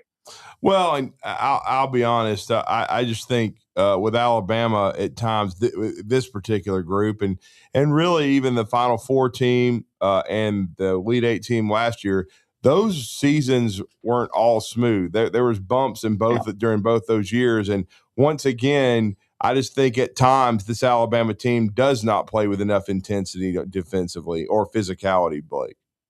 Yeah, and I mean, this is where, like, the numbers don't lie. I mean, they are, I was looking at it this morning, 356 in the country in, turnover percentage defense. So, they're bottom 10 in all of college basketball in turning people over. And when you just look at, especially the SEC, there's a lot of good offensive teams in the SEC this year. It's kind of flipped the way it used to be. I felt like for years you had a lot of great defensive teams, but you had a lot of 62 to 60 games. This year, you're getting more high scoring because you've got a lot of teams that are hovering around that top 15, top 40 offensively. And, if you're just allowing those teams to go out and do what they want without forcing them into any sort of mistakes, then that's not a good recipe for any team. And so I think, again, for them, they've got to be better there. They've obviously got to figure out how they're going to rebound when it comes to preventing offensive rebounds. I mean, that's still an issue. And, like we always say, college basketball, especially in the NCAA tournament's a game of matchups. if Alabama looks up and they're seeing Purdue and they're seeing Florida and Arizona and teams like that, they're not going to feel great about it because, again, like it's just from a rebounding perspective, from how good those teams are offensively in terms of executing their game plan, those are the kind of teams you want no part of based on just these statistical weaknesses that this Alabama team has right now. Well, then let's go to the other end of the state. You got Auburn, who looked really good on the road at Florida, and then they come out at Tennessee and just, I mean, credit Played a good Tennessee. second half to beat Texas as well. Yeah, and then they go on the road to Tennessee. Credit Tennessee for getting it done at home. Is this the ebbs and flows right now of the SEC summed it up with Auburn as a whole? Yeah, and I think I'd still, in terms of like confidence in the team, these last 5 games, I think that there has been a difference with Auburn in terms of, we just mentioned defensive intensity. Mm-hmm. Like their defensive intensity has gotten much better. Now, is it still a little sporadic? Yes, the Texas game showed you that. But I think if you look at just kind of the overall picture from where they were, let's say, first week of January to where they are now, they're at least, to me, moving in the right direction defensively. Whereas, again, I don't know if I can say that about Alabama and a couple other teams right now. Mm-hmm. But, if you look at a team that obviously went into Florida and won, it's hard to ignore that. Like, they had the kind of matchup. And look, it's not one I picked Florida like many other people did. But I said, Auburn's the kind of team that you could see frustrate Florida a little bit just based on the matchups, right? And, again, that's what we're talking about. So if you look at the way they defended there, obviously played well. At Ole Miss, had a close game against South Carolina, found a way to rally against Texas, and even playing at Tennessee, the Vols are playing as well as anybody right now. So I think Auburn's still at a pretty good spot. And the thing is, do I think they're ever going to get there in terms of this being a top 5 defensive team? Of course not. It's not going to happen. But they're so good offensively, and they're such a good rebounding team that, that's kind of the formula that we're seeing other teams work right now. And so I'm a little bit higher on Auburn than I would have been definitely, 3 weeks ago. Are they still going to lose some games? Yes.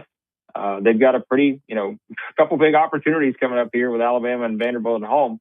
Then they go to Arkansas. But I still think there's a lot of upside there. It's just you want to see that defensive consistency be there night in and night out. And at least I think they're closer to that than they were a month ago. It's just, we're still trying to decide what are the upsides for some of these teams. And it's just so hard to figure out based on kind of just a mixed bag of results we've seen from these teams beating up on each other so far to this point.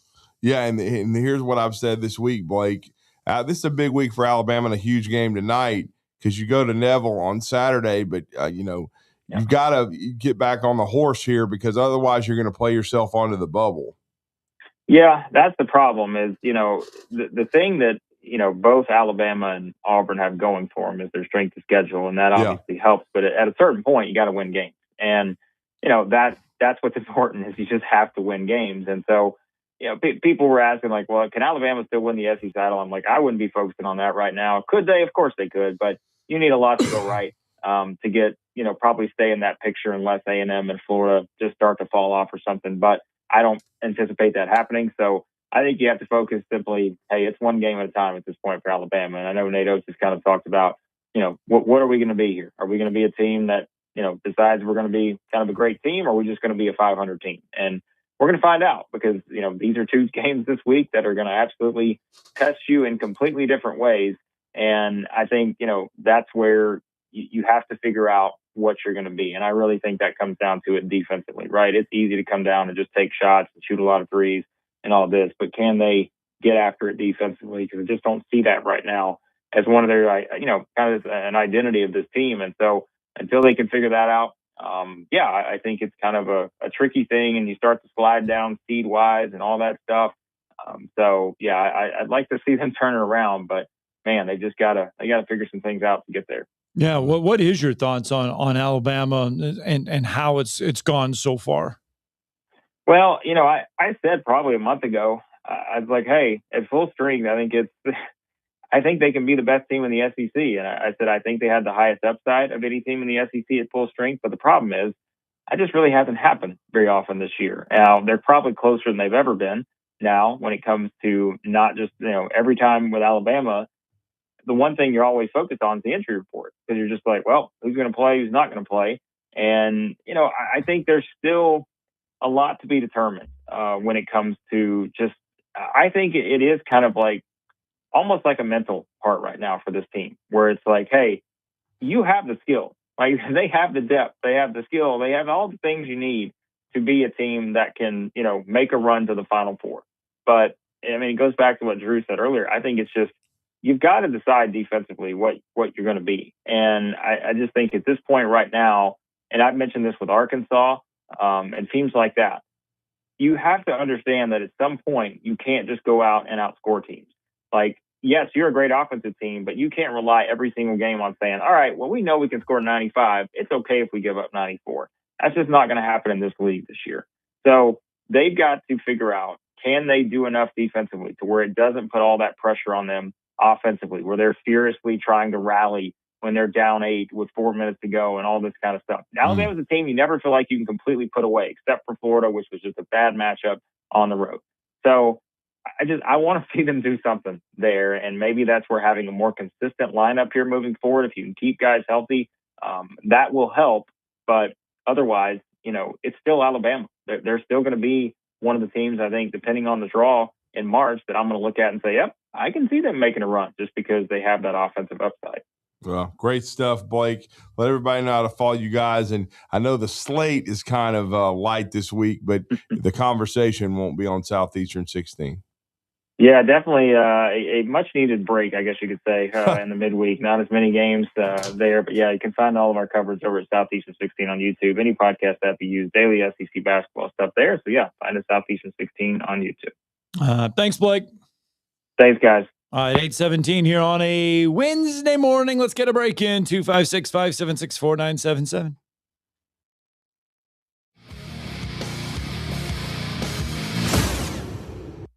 You're listening to Talkin Ball on 97.7 ESPN, The Zone. The crimson and white jerseys. Front court to the rack and the plunge. The sound of a buzzer beater. Got it to go as the buzzer sounds. The Roll Tide chant from the crowd. It can only be Alabama basketball. Join the Alabama Crimson Tide right here on your home for Alabama basketball. Listen to Alabama basketball all season long on 97.7 ESPN The Zone.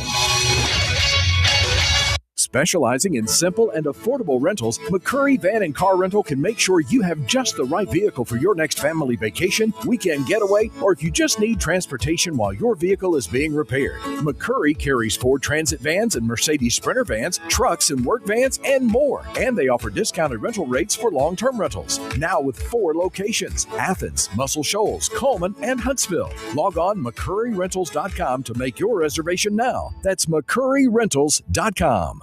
In the market for a new or used car? Look no further than Hyundai of Decatur. With a large inventory of new, used, and certified pre-owned Hyundai models, Greenway Hyundai of Decatur is here to service all of your Hyundai needs. Come visit our exceptional service department as well. With state-of-the-art facilities and a caring team of automotive professionals waiting to service your vehicle, make Hyundai of Decatur your #1 choice for all your automotive needs. Give them a call today at 256-274-0279 or visit them online at greenwayhyundaiofdecatur.com. Tom Abraham here for my friends at All About Water. Crazy name, huh? Well, let me introduce you to them. All About Water is the top pond builder anywhere in the Tennessee Valley, and that includes remodeling or cleaning out existing ponds as well. They also have monthly maintenance plans for your pond. Don't have a pond? Well, how about a fountain or water feature for your property to bring that soothing sound of running water to your happy place? On the other hand, maybe you have water on your property that you don't want. Well, Ryan at All About Water is all about water, so he could take care of that as well. He has a background in fluid dynamics, and what that means is that he could take care of any water issue that you have. Finally, how about that irrigation system that you have or that you want? Well, they do installs and maintenance and repairs on those as well, because they are all about water. Learn more at allaboutwaterllc.com. That's allaboutwaterllc.com. Brian Bellamy State Farm Insurance, located in the Rosie's Shopping Plaza, strives to help customers find the best auto insurance, home insurance, life insurance, and more. No matter where you are in life, Brian Bellamy State Farm Insurance is here to help you find your best insurance and retirement needs. You can find them on the web at brianbellamyagency.com or call them at 256-539-7530. Brian Bellamy State Farm Insurance is a proud supporter of UAH Athletics and reminds everyone to go Chargers. Brian Bellamy State Farm, here to help life go right. The Drive with Wes Neighbors and Steve Moulton. Weekdays from 5 to 7 p.m. Only on 97.7 ESPN The Zone.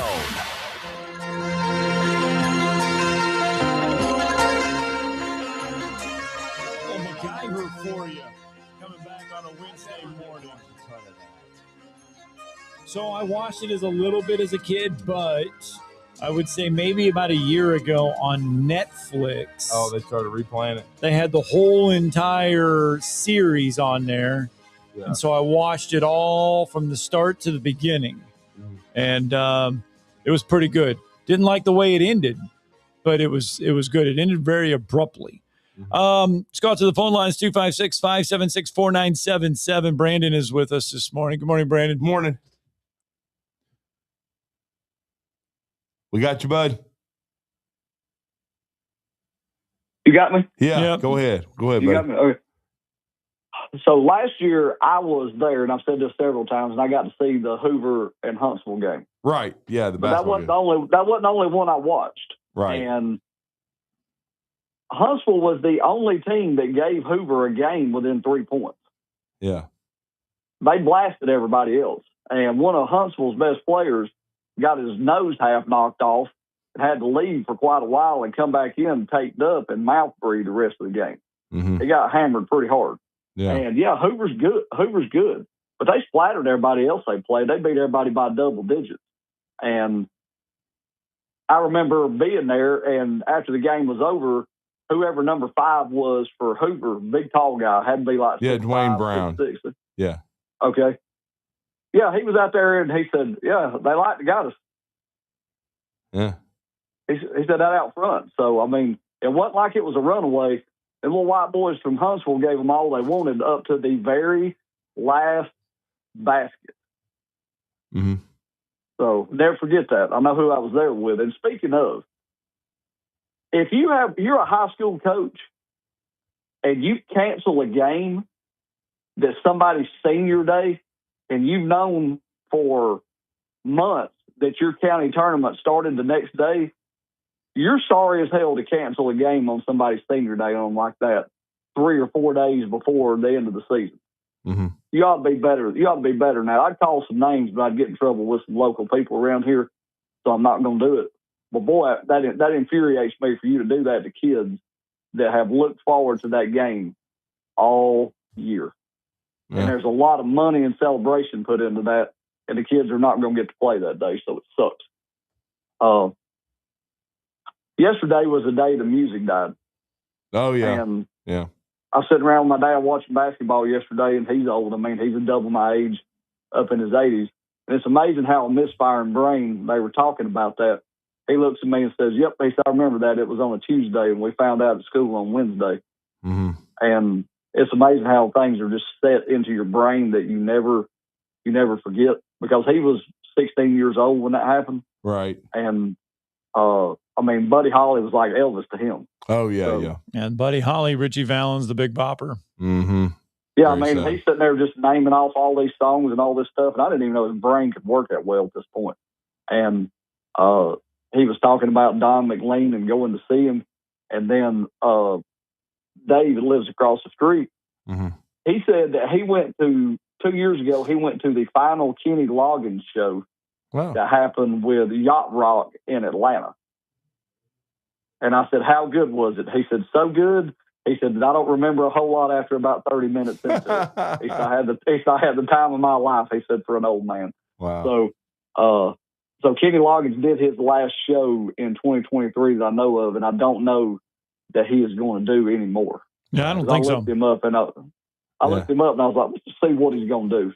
Because I was on that kick about music yesterday. It was funny, we were talking about that, and I didn't even realize that was the February 3rd crash that happened.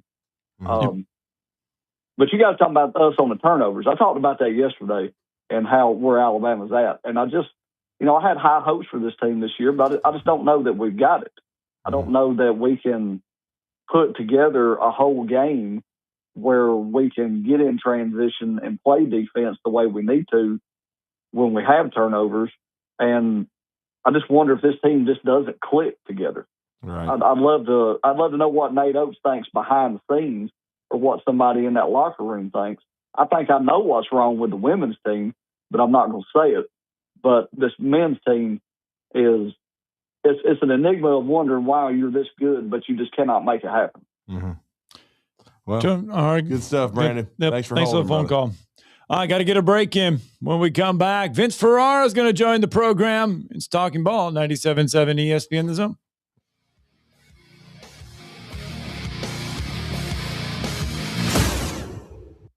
You're listening to Talkin' Ball on 97.7 ESPN The Zone. Travel accommodations for 97.7 ESPN The Zone provided by University Kia. Your Fox 54 weather. I'm Chief Meteorologist Jordan Dressman. A mostly cloudy sky this afternoon. We are going to be cooler across the Tennessee Valley. Temperatures only climbing into the upper 30s and lower 40s, dropping into the mid-20s as we head into the overnight. Plenty of sunshine for your Thursday. Temperatures climbing into the lower 40s, back into the mid-50s by the time we get to Friday. Your Fox 54 weather, only on 97.7 ESPN The Zone. Eagle Masonry and Installation. It's right there in the name. Eagle is your one-stop shop for block, stone, or brickwork, monument signs, and outdoor kitchens and fireplaces. Eagle also offers the finest craftsmanship and insulation, including fiberglass or spray foam insulation, and of course, insulation removal. Philip Love and his team have years of experience, bringing the region the best in masonry and insulation services. For more information and a quote, visit insulatewitheagle.com or call 256-755-1556. Eagle saves you time. Eagle saves you money. If hunting and outdoor recreation are your passions, it all starts with the right property. That's where I come in. I am Bo Butler with Southland Realty and Auction, a hunting and recreational land specialist and a Jackson County native who sees land through a hunter's eyes. Just as you trust your guide on a big game hunt, you can trust me to find the perfect property for you. Thinking of selling? Let me help you make your land attract buyers. Remember, Bo knows land. Call me at 256-609-0512. You've got to experience Toyotathon at Bill Penny Toyota. They've got the selection with over 700 new Toyotas to choose from. And they've got the extras with Bill Penny perks and a 10-year unlimited warranty. So get on over to Bill Penny Toyota today and experience Toyotathon. Bill Penny Toyota in Huntsville and online at BillPennyToyota.com. Bill Penny's Toyota 10-year unlimited warranty is valid through the 10th year of ownership. Valid on new vehicles only. See dealer for details. You invest in your customers with your heart, soul, and skill. Well, it's time to invest in yourself with the next generation Cat 255 compact track loaders from Thompson Tractor. After all, those who give their best deserve the best. And this machine has it all. With features that include a more powerful engine, tri-axle truck loading capabilities, a spacious cab, and a smooth ride for all-day comfort. Thompson Tractor knows how much value you place on your customer satisfaction. It's how you build your business. It's also how we build ours. Since 1957, hardworking folks like you have counted on Thompson to provide the absolute best lineup of equipment in the industry, all backed by a customer service and product support team that time and again have proven to be second to none. It's all about maintaining peak performance. Always has been, always will be. Visit ThompsonTractor.com for details. Thompson Tractor, we're here for you. SportsMed is the official team physicians of the Rocket City Trash Pandas. And if the pros trust SportsMed, you can too. SportsMed provides every service you might need for complete orthopedic care, specializing in orthopedic surgery, sports medicine, joint replacement, spine surgery, neurosurgery, and podiatry. And they offer their own brace shop, in-house full-body MRI, physical therapy, walk-in clinic, and so much more. 4 locations and on the web at sportsmedalabama.com. My point is that I think Code Reds still go on down here. The Tom Abraham Show. You can have all the transfer orders that you want. But you have to ask me nicely. Weekdays at 10 on 97.7 ESPN The Zone and on WZZN TV on YouTube. Come back, Talking Ball, 97.7 ESPN, The Zone. Time to bring in our second guest of the morning here on the Neighbors Wealth Management Hotline. Yeah, he's hot off of his daily show with John Wilkerson, which is, of course, Sports Talk, and it's on the Sports Animal 99.1 in Knoxville, Tennessee. He's giving us 10 quick minutes here because he's got a meeting coming up with Chad Erlander, the new baseball coach, new era of Vol baseball. But it's always great to catch up with Vince Ferrara. Vince, good morning. Hey, good morning, guys. Great to be on with you. Yeah, man, and I know let's hit that real quick. You're going to get a chance to talk to Chad Erlander and the new era. I mean, Tony Vitello took Vol baseball to heights we've never seen, and going to be a very interesting transition with him taking over the reins of the Vols this year. Yeah, it'll be good to talk to. We talk to Coach Erlander on our show weekly, so going to talk to some of the assistant coaches today and just get their thoughts on some of the individual players and just cool little get to know session on the roster, which is completely different. I think 67% of the rostered players are new, either freshmen or transfers. So it'll be good to know those guys. You know, doing some of the Tennessee baseball broadcasts, always nice to get that perspective from the coaches. So that's what I'll be doing here in just a little bit. Yeah. Well, big win last night for Rick Barnes and company on the hardwood against Ole Miss. For sure, it's 4 straight wins now in conference play, and another outstanding performance by Nate Ament. Now it was backloaded into the second half. He had 26 of his 28 in that second half, but man, he was absolutely dominant and took over.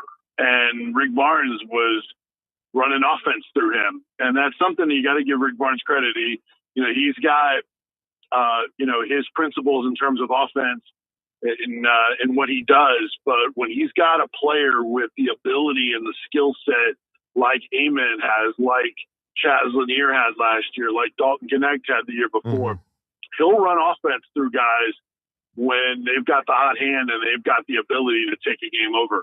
And that's what he did last night. And you can just see Nate Ament, ever since that Florida game, his level of confidence has multiplied. And he was just putting a lot of pressure on himself as a 5-star guy that people were talking about in the draft and, as a lottery pick. And, had some games where he struggled at times with the physicality part of the game because he is a little more on the tall, slender side. He's really 6'11". I think he's listed 6'10". I think he's easily 6'11". But he's so skilled for a tall player like that. And Rick Barnes knew, a lot of us that know what he was about, knew that he was going to get better. As a young player, put pressure on himself. So Rick Barnes sat him down for that Florida game and said, look, we believe in you. You're not disappointing us. Don't be disappointed in yourself. Just release those pressures that you're putting on yourself. And really, he's been, double figures guy, almost 20 points a game ever since then. And it's really helped this team a lot. They're still not perfect. They didn't turn the ball over as much last night, but that's still something they have to overall clean up. And then free throws can be better. And, they had a scoring drought where they were missing all kinds of shots around the rim. I know these are things that, you could copy and paste for some other SEC teams that complain, and are frustrated with their teams. But, those are things that when you have scorers like Gillespie and Ament, you can erase some of those imperfect aspects of your game at times. Well, and I think Estrella, his ability to score in the post is a nice compliment to the mid range and even with Ament being able to play out, and make threes. I think it balances them out. And then Gillespie, getting him from Maryland, I know he spent a couple years at Belmont, but he's been a really quality addition out of the portal as well. Man, he's been raised with their leading scorer, although, I checked the stats. Nate Ament is charging hard to overtake him in that. But they really relied on Gillespie a lot of times. If Ament's shot was off, Gillespie's been their offense. And look, last night, he broke some droughts for them that they had on offense, all 5 of his field goal makes were 3-pointers. And he's not always just a 3-point shooter. He's a guy that can drive, pull up, the elbow. He can shoot long-range threes. They need his offense. They just need him to protect the ball a little bit better, especially at the end of games. But, I mean, he's a legit 20, 25-point scorer on any night, and Ament is as well. So I think you're spot on Estrella, because he's now playing like they thought he was going to play after the first couple of games of the year, where he was such a force offensively. They expected, with their added depth in the post, to be more balanced, to be really good. I mean, 4 legit guys in the post. But Felix Alpara hasn't advanced offensively other than the lob game, things like that. But he's such a prolific shot blocker, and he's dialed in rebounder. He's been out the last couple of games, and they've still won. But Jalen Carey is such a hoss inside. Dwayne Brown, the freshman, is back in the starting lineup with Alpara out. And he's another big boy that's been more mature and better than they anticipated as a freshman from Alabama. And then, obviously Estrella. So they got 4. They had some really good front court depth. I mean, half of their 8-man rotation right now is front court players when they're all healthy. So it's a dynamic that they desperately needed to be balanced. They didn't, in the win over Auburn, you guys might have seen this, they didn't make a 3-pointer the last 35 minutes of the game. And they still won. But that's because they kept going inside, and they're successful inside, and they didn't force 3-point shots. They only took 5 in the second half, and just a different brand of basketball that they have the ability to play at times, because they can go inside and they can rebound as good, if not better, than anyone in the league and in the country as well. We got to get your thoughts on Joey Aguilar and the situation there, because it looks like it's going to be played out kind of like the Charles Bediako situation, because it looks like he's going to get a restraining order. That's it's a goal. And I believe they've granted that this morning, but he looks like he's going to get that. And Vince, I mean, is Joey Aguilar the quarterback for Tennessee next fall? Yeah, it's with the legal system, it's hard to tell. It's hard to say what how those things are going to play out exactly. I guess there is a little bit more optimism from people that follow the legal system a little bit more, that even if it's not ruled upon, that there can be an injunction, which would be basically a delay in the hearing of it. Yeah. And that could buy enough time for him to be able to play this season. So, they could rule against him and it come after he plays this season, depending on how it plays out. Those temporary restraining orders, as has been the case in the Bediako case, are time, they're a little shorter term. So, we'll see how that plays out. They may rule on it right away, and then we know. But he's trying to get it sped up if they're going to rule on it. He had the surgery because of a blood clot on his arm, so he wouldn't be a spring participant anyway. But if he's back, he will be the starting quarterback for Tennessee. But if not, then yeah, that's a big question for Tennessee, because they're super young, with 9 total passes thrown between what will be redshirt freshman George McIntyre from the Nashville area, and then true freshman 5-star Faison Brandon. And then they brought in Ryan Staub. I guess there's more career passes there. Staub, he played a little bit of Colorado, but there's not much experience. It'll either be McIntyre or Brandon, though.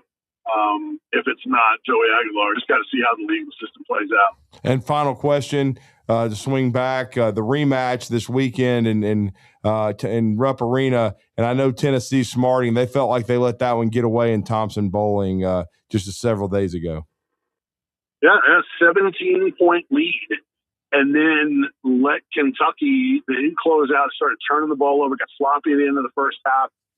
Kentucky closed it a little bit, and Kentucky, Mark Pope even said afterwards, he's like, we felt good where we were at. We had already come back on several teams. They did it against LSU, and had done it before. So they got a hot start in the second half and just kept chipping away. And you just saw it slipping out of the ball's grasp. So Tennessee's won their last 2 road games. Their only 2 road wins. Need to get to 500, to improve that resume, and it'll be also another quad 1 win for them to get them also to 500 as it stands. So, and then the standings in the SEC too. You want to get one of those extra buys, a double buy. So, a lot on the line. You don't want to lose that head to head with Kentucky if you get swept by them. But Rick Barnes has had as much success, if not more, than anybody at Rupp. Just a lot of those have been against Calipari, but just a little bit different matchup with Mark Pope. They just always seem to be ready against Kentucky, and they shoot the 3 ball better than ever when they go against Tennessee. So it'll be tough. No doubt. Well, I know, let me correct myself because I'm still getting my head around it. Josh Elander, not Chad, Josh and his staff, and Vince is going to meet with them shortly as Tennessee gets ready for the new era of Vol baseball, and he'll be part of the Vol IMG radio network. Let everybody know how to connect with you, sir, and we appreciate the time this morning in your busy schedule. Yeah, appreciate that. It's at Vince Sports, VINCE Sports. So Instagram, Facebook, and Twitter/X. That's where you can get our content. We had Charles Davis on from the NFL Network. We had Danny White on, Taylor Zarzour, voice of the Titans. So all those podcasts you can get on our website at 991thesportsanimal.com or on the Sports Animal app. Thank you, sir. Thanks, Vince.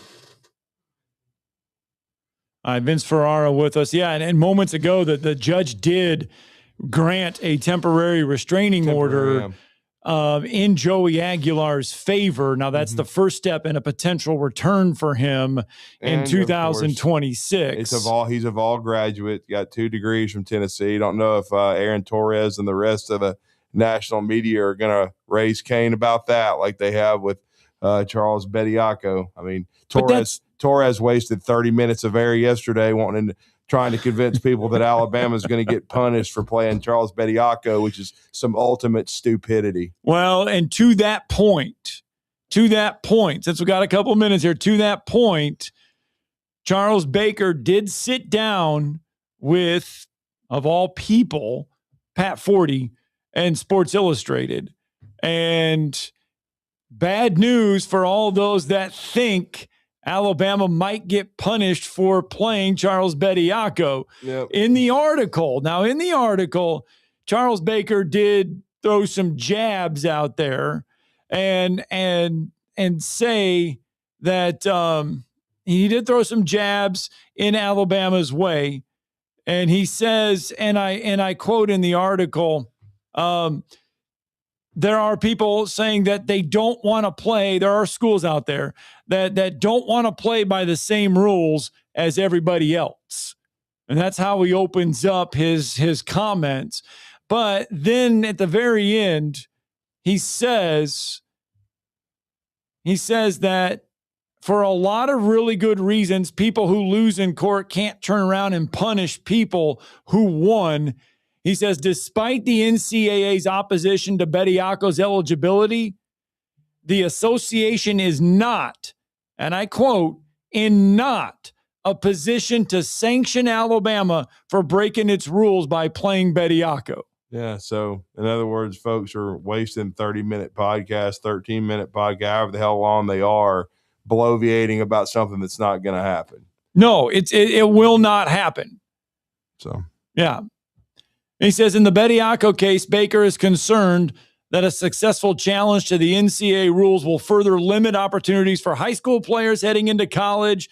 Their playing time can be taken by older pros who find their way back to campus and into uniform.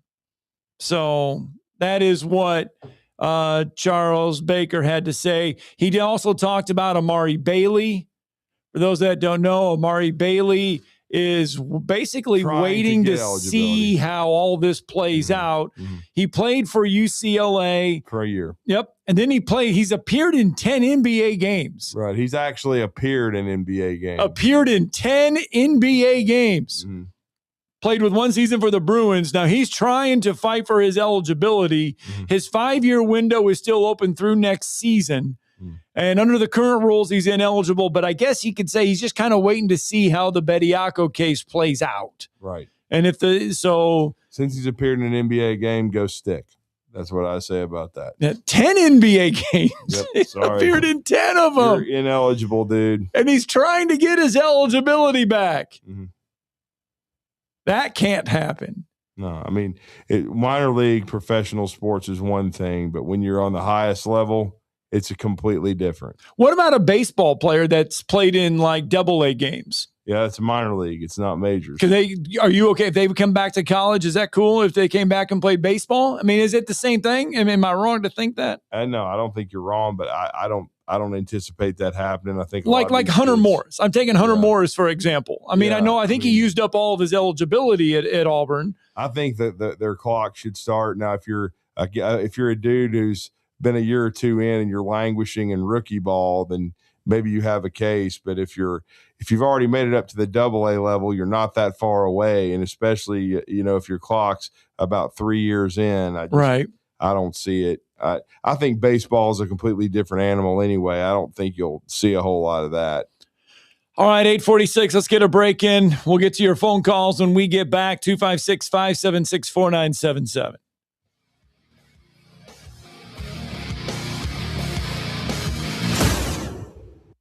You're listening to Talkin Ball on 97.7 ESPN, The Zone.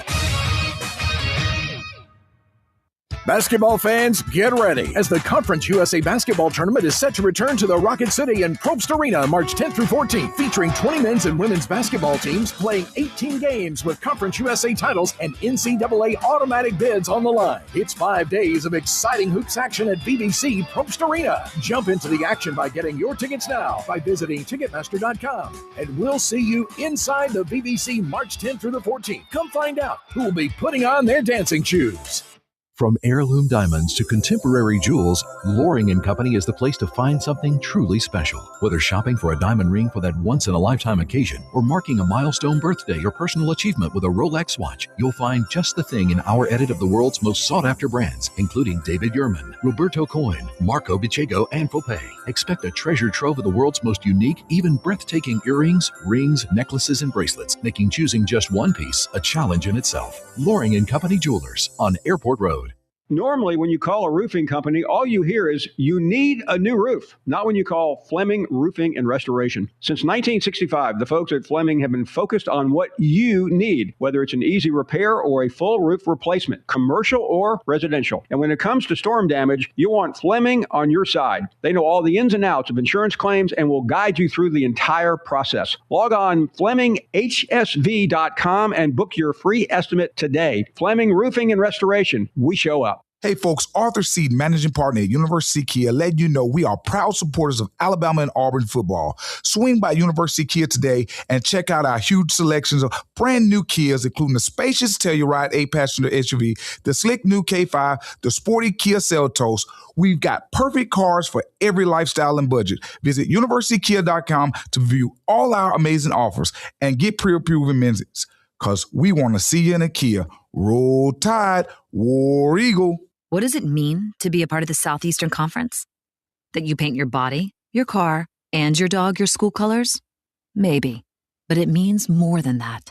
It means your alumni network includes the state, the country, and beyond. It means your school ring doubles as your resume. And yeah, you better believe it means more titles, like doctor, CEO, and your honor. Because this is the SEC. And here, it just means more. What does it mean to be part of the Southeastern Conference? That yours is the only conference with its own chant? Well, yes, but it means more than that. It means a study abroad program that might include reforestation in a mangrove swamp in Australia.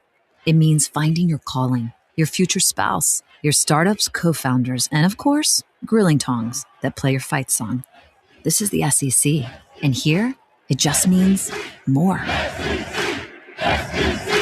This segment of Talkin Ball is brought to you by University Kia, the #1 volume Kia dealer in the state of Alabama, located online at universitykia.com. Now this is a story all about how my life got flipped, turned upside down, and I'd like to take a minute, just sit right there. I'll tell you how I became the prince of a town called Bel Air. You watched The Fresh Prince quite a bit? Oh, yeah. Love that one. What's up, G?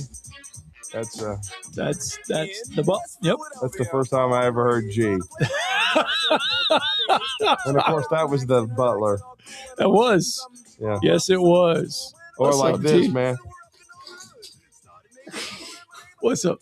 Yeah. What up? Let's go out to the phone lines. Wolverine Dan hanging with us. Good morning, sir. What's up, bro? How you doing, Dan? Good. Listen, Brandon, I believe it's not sports related, but the next take will be. But he brought something that piqued my interest. He said something about Kenny Loggins' last concert. Oh, yeah. He was talking about that, yeah. All right, so here, I do this all the time because I think it's really funny, or actually it's very interesting to find out. I ask this question, I'm at concerts or something, I'll see people with just small talk. I'll say, what was the first concert you ever went to? So that's my question for both of you guys. What's the last one? I think he said first one. First one. First one was probably it was in the early 80s. It was the Jet. I think I went and saw the Jets. Oh. Okay. Yeah. All right. How about you, Drew? My first memory is probably seeing Alabama. The group Alabama. Excuse me. Alabama, before they turned their name Alabama, they were a different name, I believe. Yeah, at one they time. were when they were early days. Yeah. Yeah, God darn it! I usually know that, but I forget what the name, they were. But anyway, and my take was this: the Pistons are playing really well, and they don't get any love. I don't see them on TV at all. I don't know why they're not getting on the TV. Explain it to me. I mean, I think the Pistons are playing very competitive. Well, heck, they're weighing up on their division, and their division's got the Knicks and the Celtics. Why don't they play more Piston games? Because the network, ESPN, just basically picks who they want. It's as simple as that. Oh, okay. So there's favoritism. They like the West Coast teams. Detroit's been bad a long time. They go with the like Lakers, the Cavs, the Celtics, just because that's.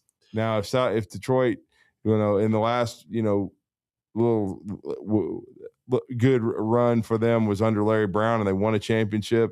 If they start consistently making the playoffs and they're good, then I think then I mentioned Daly already. Then they'll start being on national TV more than just regional TV. But yeah, until they start having consistent success, they're not gonna. They're like Scott said, they're right now they're not considered, because the NBA has always been like that. They always try to be superstar driven. Yep. And they always try to put the 5 or 6 most popular teams consistently on TV. Well, that's why you're starting to see a lot more of OKC. You never used to see them, but they became really good, and then won they won a title. championship. Now you see them all the time. Now you see them all the time. Yeah.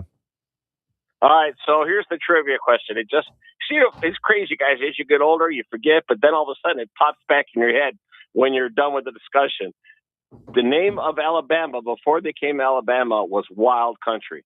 Ah, there you go. There you go. Yeah, and this is coming from a Yankee. There you go. There it all is. right, thanks for the phone call, Wolverine Dan. Thank you, Dan. Thank you. All right, let's get Harry in real fast. Good morning, Harry. Good morning, Harry. Hey guys, good morning. I got a couple of comments, and I'd like for you to comment on it also. Right now, what is Greg Sankey's position on all these restraining orders and issues state by state? It's going to hurt the brand in the long run, and hopefully they'll get to the point where, if you remember last summer, the NCAA also said that we're not able to do the compliance and enforcement. We may pass this down to the conference. And right now, with what this basic understanding is we're waiting for the NCAA to make decisions. They're not making decisions.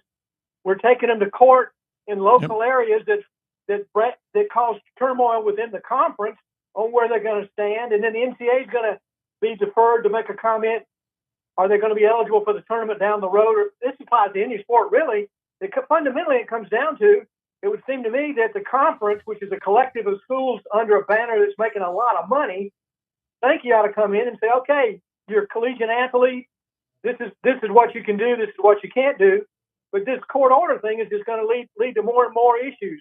So why isn't Sankey taking a better, larger role in this, since it is going to impact the brand and the potential buying power of that brand? Harry, I can't tell you. I couldn't tell you that. There's been silence. The only little blurb about Sankey was with him and Tony Petitti trying to figure out the future of the college football playoff.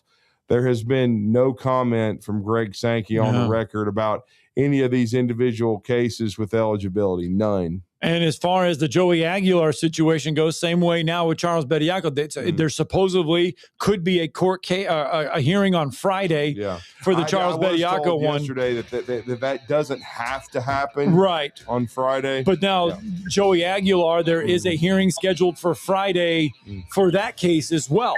So I mean, the NCAA, I mean, they're in court every day. It seems like now every day they're in court somewhere. It just seems to me that the conference commissioner could establish enforcement and compliance rules within the conference to get out of this malaise of training orders at the state level and keep the brand pure. Their student athletes, they've got to have academic eligibility and put them into this. This is going to go on, and nothing's going to be enforceable or compliant. They're going to play. Thanks, Harry. All right.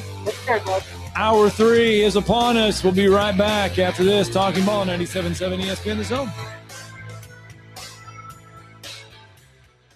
Isn't the story of the prodigal son an amazing story? Basically, a rowdy boy who literally wished his father dead, ran away, and consumed his wealth with hard and fast living. Yet the father looked for his return every day, and when the boy got tired of eating pig slop, he decided to return. What did the father do? As soon as he saw that boy, he ran to him, threw his arms around him, and killed the fatted calf for a great celebration. Hey, I'm John Dees, pastor of the Cross Point Church. If you're looking for a church home, come see us, smack dab across the street from the YMCA in Madison. AL cert number 21014.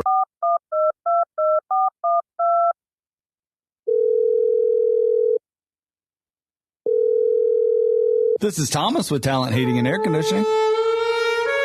Thomas, I need you guys to light my flame sensor. Excuse me? Yeah, my gas valve's not flowing, buddy. What do y'all need over there? Oh, I need you to exchange my heat exchanger. You don't have to speak the love language of a furnace to call Talent Heating and Air Conditioning. We can come out and do a $49 tune-up, and you'll get savings off of that, and we'll be able to figure out what's going on with your system. Can you keep my flame lit this Valentine's Day? We can definitely keep your flame lit. Who do I got to call? Call Talent at 256-503-4490. Come on, baby, light my fire. That was weird. It's Talent Heating and Air. They're live. They're local. Give them a call today. Hello, listeners. My name is Jonathan Dunwoody, and I own Minuteman Press. We are a full-service print shop that is locally owned and operated. I have personally been handling direct mail for over 17 years and have a great relationship with the USPS. We are the only print shop in the area that is listed as a print provider on their website and the only printing franchise that can use their logo as our partner on marketing materials. We can help from conception to design, print, and delivery to the post office. And with our easy, secure online payment option, you don't even need to leave your office. Minuteman Press, we're not just putting ink on paper, we're building relationships. This hour of Talkin Ball is brought to you by Hyundai Decatur, located on the Beltline. In the market for a new or used car? Look no further than Hyundai of Decatur. With a large inventory of new, used, and certified pre-owned Hyundai models, Greenway Hyundai of Decatur is here to service all of your Hyundai needs. Come visit our exceptional service department as well. With state-of-the-art facilities and a caring team of automotive professionals waiting to service your vehicle, make Hyundai of Decatur your #1 choice for all your automotive needs. Give them a call today at 256-274-0279 or visit them online at greenwayhyundaiofdecatur.com.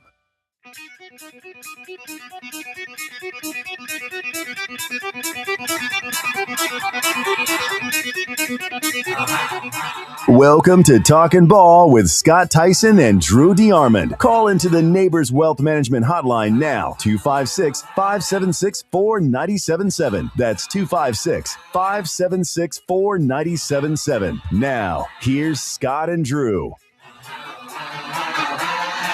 Welcome back. Hour 3 is upon us. Talking Ball, 97.7 ESPN The Zone. Scott Tyson, Drew DeArmond. Boy, we have moved through 2 hours of a show this morning. And really, we kind of created what we were talking about just there at the beginning of the first hour. And that was the state, really, I guess you could say the state of basketball right now on all levels. College level, high school level, pro level, because we related to what Nate Oates said about, just being leaders out there on the floor, being physical, being tough, making a defensive stand, wanting to play defense and all that stuff. And that led to a myriad of different topics, so to speak, this morning. And it kind of created a firestorm, so to speak. Yeah, and your commercials making people run off the road into ditches almost still. But I kind of some people need their flame sensor lit. Yeah, the yearly Valentine's Day commercials with our great friends from Talkin Heating and Air always seem to elicit some reaction. No question about that. But I mean, those commercials, are certainly are comic relief for us. But we also appreciate Talkin Heating and Air's sponsorship very much and their support of Talkin Ball. And certainly some of these flame sensors need to be lit with some of these basketball teams that do play soft and in my opinion don't play hard all the time. And that's my biggest, I guess, complaint. Right. I love basketball. I mean, I love it more than football, but I mean, I do sometimes, I guess I sound like an old man, but I do, get frustrated with the softness of the game and then the lack of defense and the lack of intensity at times. But I that's more the reason I don't pay attention to the NBA level, because I just don't think that it's become non-existent there. I mean, it's you still see physicality on the high school and college level, but it does, sometimes trickle down and especially on the college level when you see these elite players and you just don't know game to game what their availability is going to be. You don't know if they're going to, play hard all the time. I'll give, because again, we're seeing a lot more of BYU because of their move to the Big 12 and because they got AJ DeBansta. But I'll give DeBansta credit. I don't think he's taking a game off. Every time I've seen him play, he plays heavy minutes. He doesn't cramp up or whatever. I mean, he's always available. He's always out there playing, and I give him credit. And it's well documented. I think he's the highest paid player in college basketball. I think I've heard he's making $3 to $4 million at BYU. So, but at least he's available. And people come to watch him, and he's playing hard all the time. I mean, I got to give him credit. Sometimes he doesn't play as well as he would like, but he's available, playing, and I give him credit for realizing fans want to see him, and he's because Peterson's ultra talented for Kansas, but he has missed a lot of time in his 1 year in college. And then I'll give Nate Ament credit because Nate Ament is putting on a show for Tennessee, and he was definitely came in with a lot of hype, and he got off to a little bit of a slow start, but he's certainly asserting himself, man. Cody Myers sending us a message saying, heck, the first time I heard the commercial, I thought I had butt dialed someone. Oh, yeah, because of the ringing. Yeah. So they're all thinking their phones are ringing there. Scott, you're confusing them. We're confusing people. Yeah, because the phone's are ringing. Oh, my goodness. Yeah. It's or it's like when we've had to run the show through the board, through the roadcaster, and it sounds like you're calling somebody on the roadcaster, man. Brandon sends a message saying nobody knows. It's hard to forget, and Brody doesn't know. Love me sexy. Oh yeah, that was 2 years. That was 2 years ago. That's the first time you started. Do we have that one in? No, I mean that's is that one still in there? I mean that's when we started getting those messages about running people off the road. So, oh man, yeah, some funny stuff. Anyway, 256-576. 497.7. That's the number to the phone lines. You can join us if you want. I was trying to figure if we had that. I was going to be like, man, we could play Love Me Sexy because we've not had that one in a while. Oh, boy. That spot. But I think I have it in here somewhere. I would have to find it. But anyway, we did talk about that. We talked about Charlie Baker sitting down with Sports Illustrated. He also talked about the topic that you just love so much, and that is the fact that they are working to see if they can make 72 or 76 teams in the NCAA tournament a possibility. For this year, it will be the number. It won't change for this year. But he says the must-discuss potential of adding a 4 to 8 teams, 27 and beyond. He says it's still being discussed. Firm decisions have been itself is in favor of an expansion in the NCAA tournament. Oh, I'm just shocked that the president of the NCAA that wants even more money to stick in his ass, because that's basically what he's doing. That's the only damn thing they do besides pass stupid rules and then, arbitrarily enforce them. I'm just shocked that he wants to put more money in the coffers for the NCAA, considering it's the only basic money maker they have. Just, stunned. He wants 72 to 76 teams. I'd like to have him count to 72 or 76 and more, and it would take him at least 5 minutes, I'm sure. What would be wrong with adding 4 teams? If we added just 4 teams to the end, we're talking just 4. We're not talking 20, 25. We're talking 4. What's wrong with this adding just 4 teams? Just a bunch of mediocrity. It would? Yeah. 68's fine. First 4's worked out. Stop messing with it. The only reason these jack-offs want to do that anyway is just to put more money in their freaking pockets. That's all it is. It's just the NCAA wanting to put more money in their pockets. And I'm not for anything that benefits the NCAA. They can all go straight to hell. 256-576-4977. Remember, though, he did say they can't punish Alabama, so don't worry about that. The future college football playoff schedule has been released, and if you thought we had a lot of downtime between this year's tournament or this year's college football playoff games and next year's college football playoff games, folks, we've got a lot more time next year. Now, here is what they are going to do for next year. Your quarterfinals will be played. You're going to have 1 game on December 30th. And then they'll have 3 games on January 1st.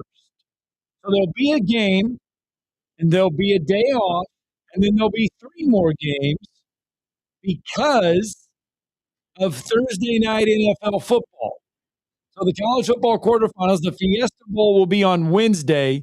You'll get Thursday off, and then the remaining 3 will be on Friday. Then you're going to wait a week. You're going to wait 2 weeks to get the semifinals, and then you're going to wait another 2 weeks to get the national championship game. Your semifinals are going to be played on Thursday and Friday as to not compete with the NFL wild card. And then your college football national championship game will be on the 25th of January next year. I'll just quote our good friend Josh Pate. He said, I think I'm going to throw up.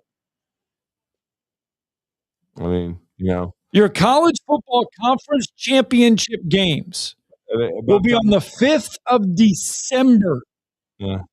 Your college national championship game will be on the 25th of January. And then the next week, we'll have the final week of high school basketball regular season and area tournament.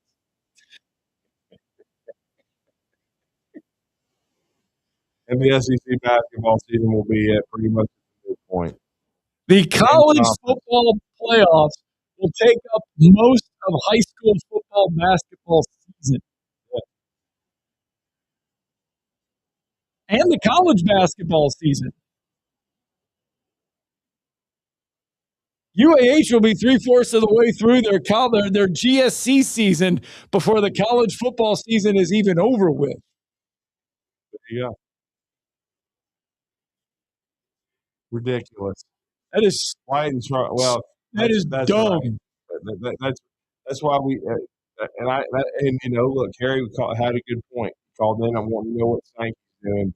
Sankey and Tony Petitti are too busy playing footsie and saying, I like you, I hate you, I like you, I hate you, I like you, I hate you. And to play that little game. Do you love me? Do you love me not? Do you love me? Do you love me not?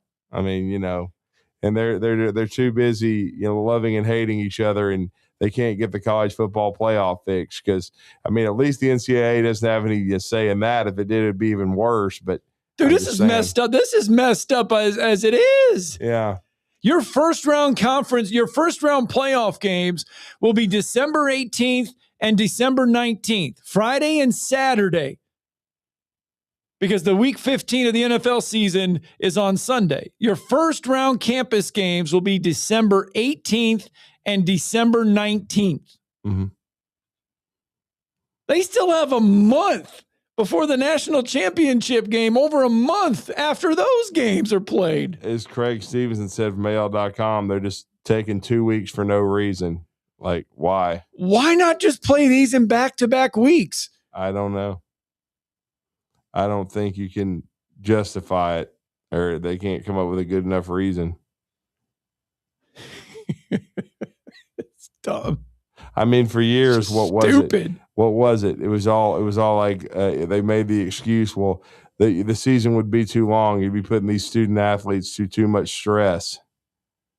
And now these student athletes, they make millions of dollars now, even as collegiate athletes on that level. So why the hell does it matter? Think of guys that graduate or guys that are going into the NFL.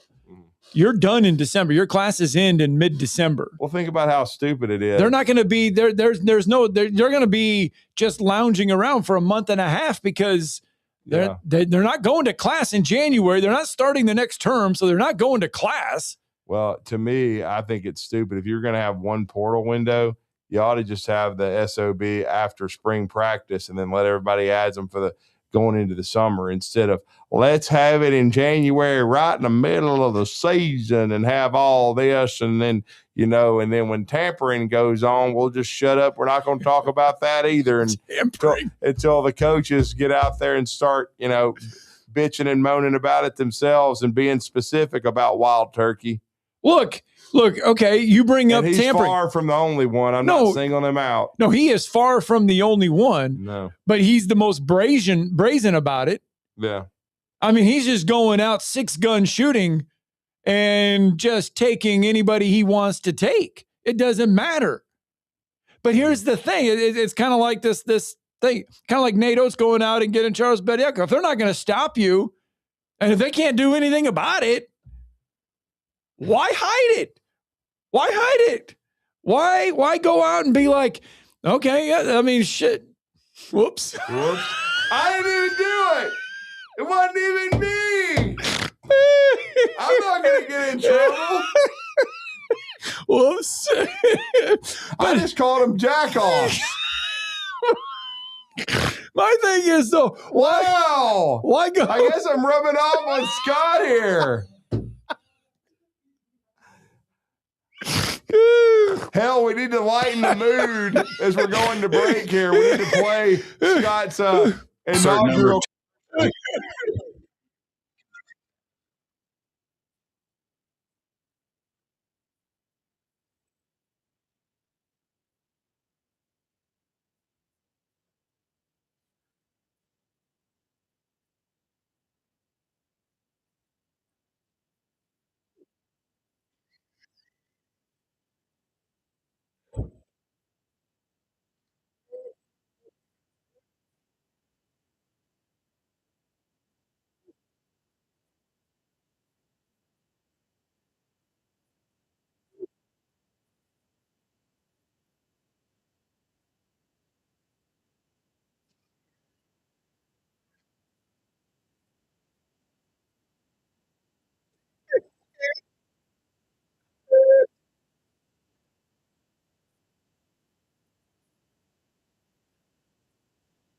But let's also correct something for anybody who just heard that.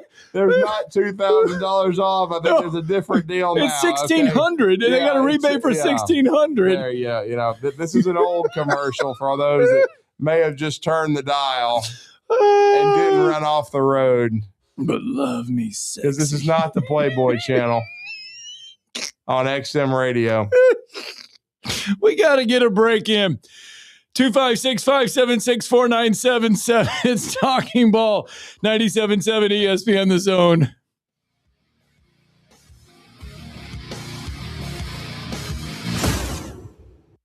You're listening to Talkin Ball on 97.7 ESPN The Zone. Specializing in simple and affordable rentals, McCurry Van and Car Rental can make sure you have just the right vehicle for your next family vacation, weekend getaway, or if you just need transportation while your vehicle is being repaired. McCurry carries Ford Transit vans and Mercedes Sprinter vans, trucks and work vans, and more. And they offer discounted rental rates for long-term rentals. Now with 4 locations: Athens, Muscle Shoals, Coleman, and Huntsville. Log on McCurryRentals.com to make your reservation now. That's McCurryRentals.com. AL cert number 21014.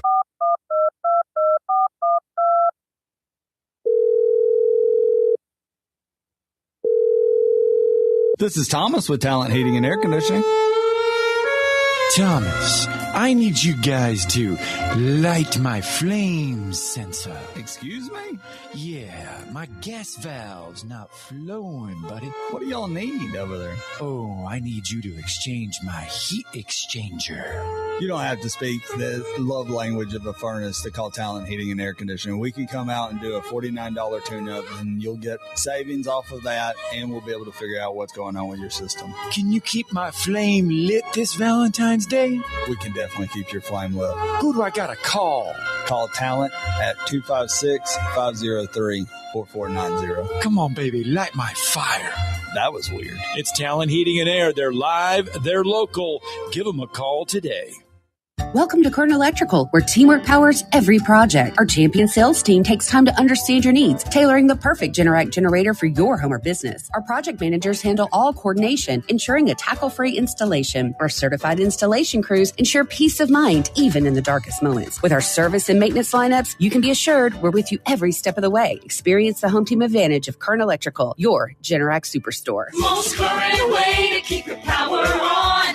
GeneracSuperstore.com. Normally, when you call a roofing company, all you hear is, you need a new roof. Not when you call Fleming Roofing and Restoration. Since 1965, the folks at Fleming have been focused on what you need, whether it's an easy repair or a full roof replacement, commercial or residential. And when it comes to storm damage, you want Fleming on your side. They know all the ins and outs of insurance claims and will guide you through the entire process. Log on FlemingHSV.com and book your free estimate today. Fleming Roofing and Restoration. We show up. Hey folks, Arthur Seed, managing partner at University Kia, letting you know we are proud supporters of Alabama and Auburn football. Swing by University Kia today and check out our huge selections of brand new Kias, including the spacious Telluride 8-passenger SUV, the slick new K5, the sporty Kia Seltos. We've got perfect cars for every lifestyle and budget. Visit universitykia.com to view all our amazing offers and get pre-approved amenities, because we want to see you in a Kia. Roll Tide, War Eagle. The Drive with Wes Neighbors and Steve Moulton. Weekdays from 5 to 7 p.m. Only on 97.7 ESPN The Zone.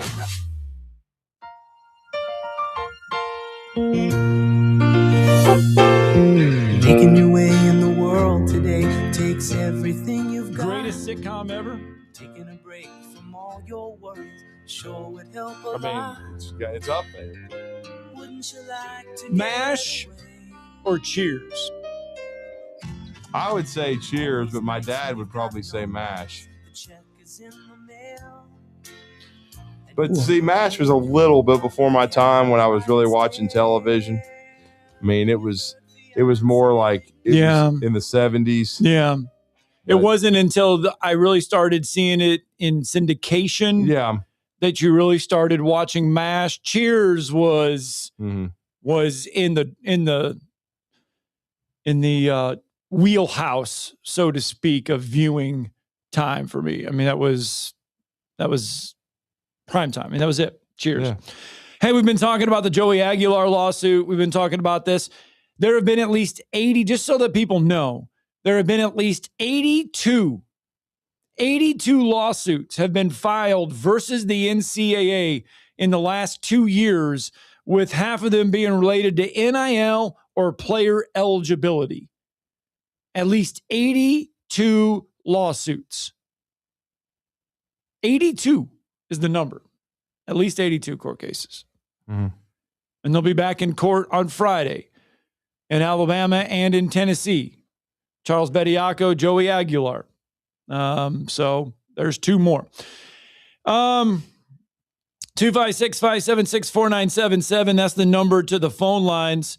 For you, I know today is probably a day that you might feel a little bit sad, because for years, the first Wednesday in February would always mean something for recruiting gurus like you. First Wednesday in February was the national signing day for years. You would crowd around people would crowd around the fax machine and get the result or the numbers in and all that. But don't have that much anymore, do we? Well, just like we don't have family ties anymore. Reminiscing about that. Family ties. I never forget my cousins had that last episode on VHS video. So Alex P. Keaton, Michael J. Fox. That's where he rose to prominence. He's where he rose to prominence, where he also met his wife, because during the show, he actually, what was her name? Tracy Pond. Yes, but her character's name. Oh, I'm sorry.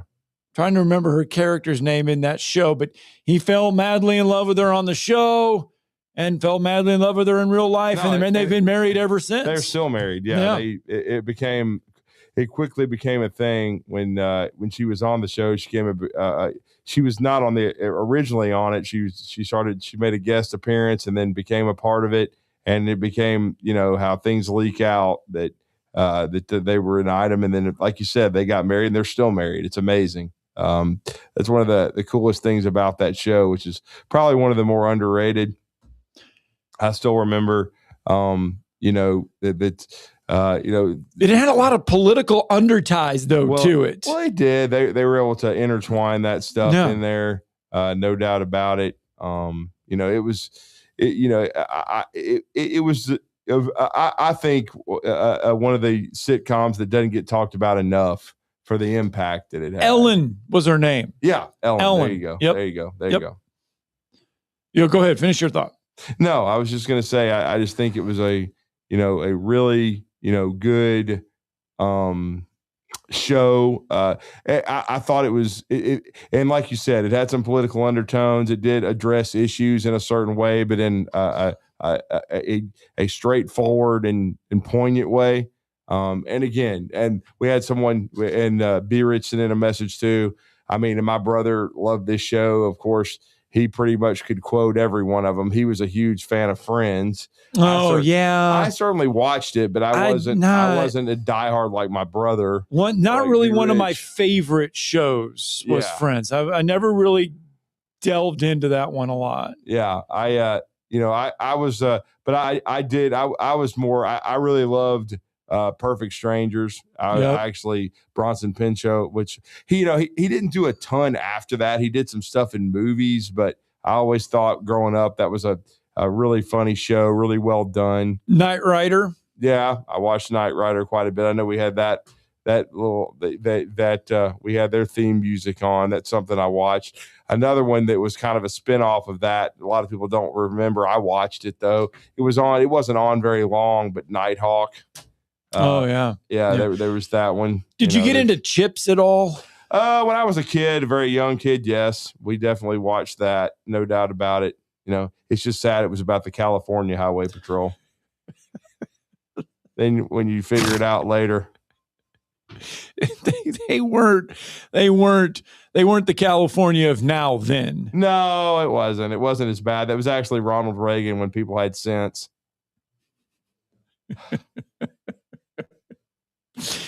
256-576-4977.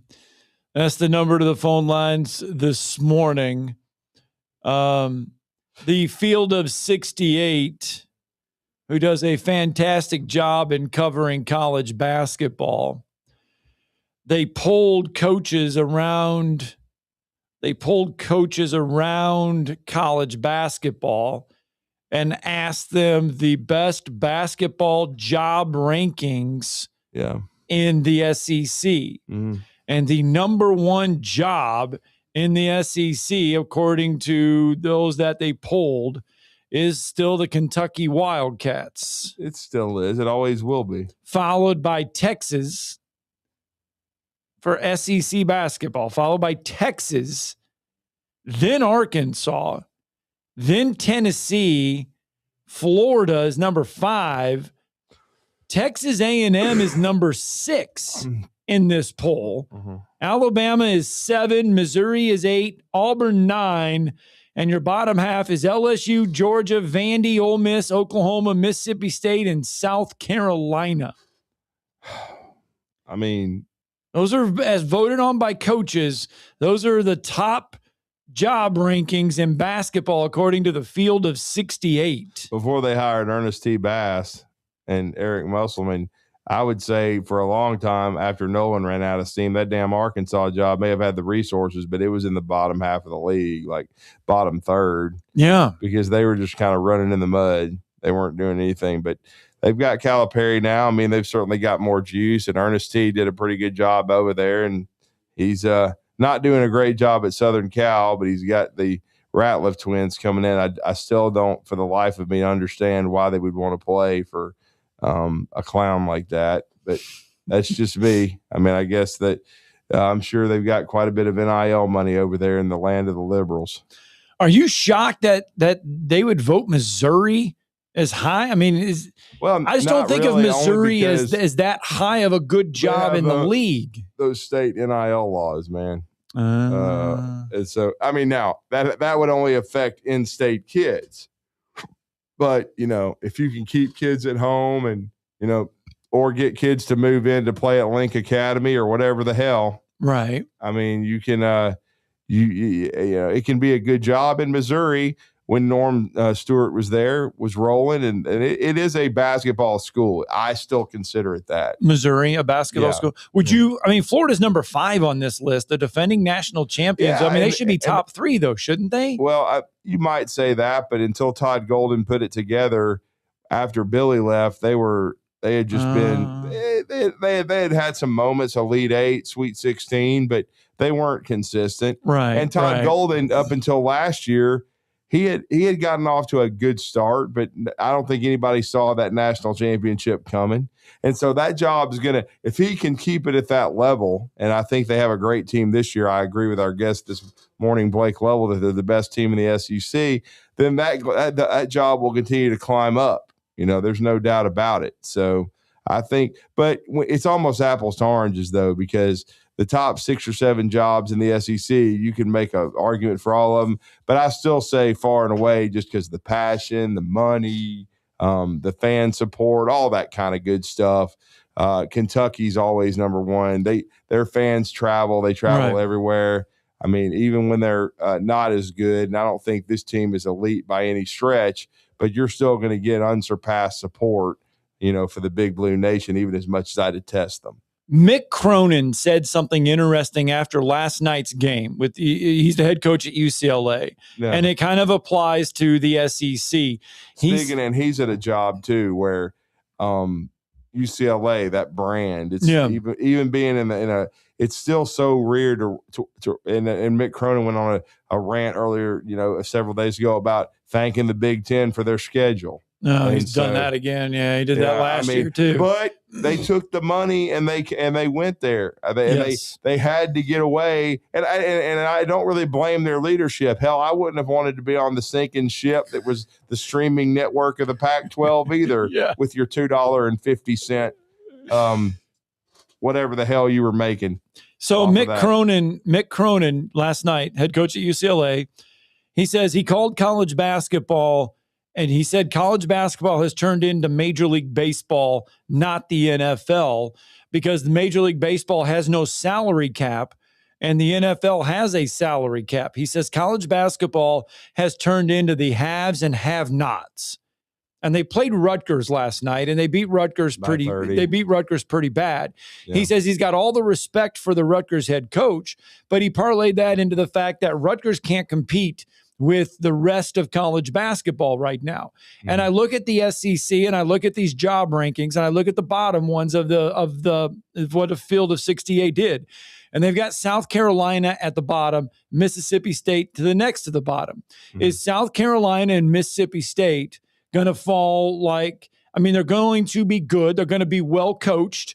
South Carolina, Lamont Paris, I don't know if they're well coached right now, but I don't know. I mean, they're not very good. But are they going to be like the Rutgers of the Big Ten where they're going to have to go through high school level to get guys? They may be able to get a guy or two through the portal, but they're not going to be able to compete with the upper half of the league because they just don't. They're the have-nots, and those that are the rich are going to continue to win. Well, they're just not going to do it consistently because 3 years ago or so, Lamont Paris had won an SEC regular season title, or at least tied for it, and they were in the NCAA tournament. But they're not going to be able to do it consistently. At least that's my opinion. They're not going to be able to consistently be good year in and year out. They're going to struggle some because they just don't have the money to go out and do this year after year. And nobody does, except for the Kentuckys of the world. I mean, Alabama's NIL this year is not near what it was a year ago. It's just going to – but they're good enough to compete. Year in and year out. Yeah, they're good enough, but in South Carolina will compete at times, but then at times they'll get their doors blown in. Think about Rutgers. They had 2 lottery picks last year and didn't make the NCAA tournament. They had Dylan Harper and Ace Bailey. They were two of the top 10 picks in the draft, and they still didn't make the NCAA tournament. So just because you go out and buy a couple of players doesn't mean you're going to be good. That's true. And don't tell me they didn't have NIL and they can't compete financially because they bought 2 top 10 players. So don't give me that crap. All right, 9:32. Let's get a break in. 256-576-4977. Feel free to reach out to us on the phone lines. They're wide open. Talkin Ball, 97.7 ESPN The Zone.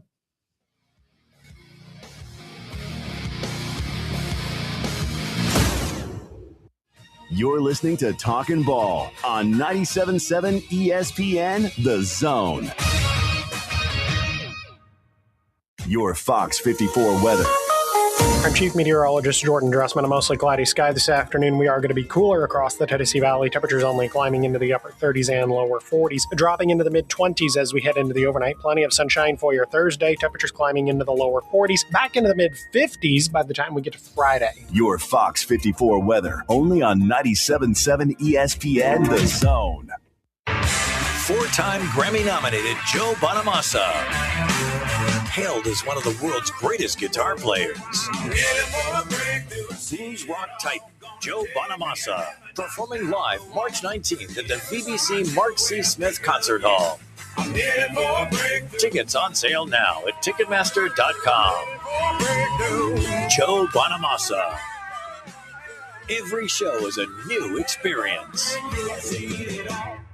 Tom Abraham here for my friends at All About Water. Crazy name, huh? Well, let me introduce you to them. All About Water is the top pond builder anywhere in the Tennessee Valley, and that includes remodeling or cleaning out existing ponds as well. They also have monthly maintenance plans for your pond. Don't have a pond? Well, how about a fountain or water feature for your property to bring that soothing sound of running water to your happy place? On the other hand, maybe you have water on your property that you don't want. Well, Ryan at All About Water is all about water, so he could take care of that as well.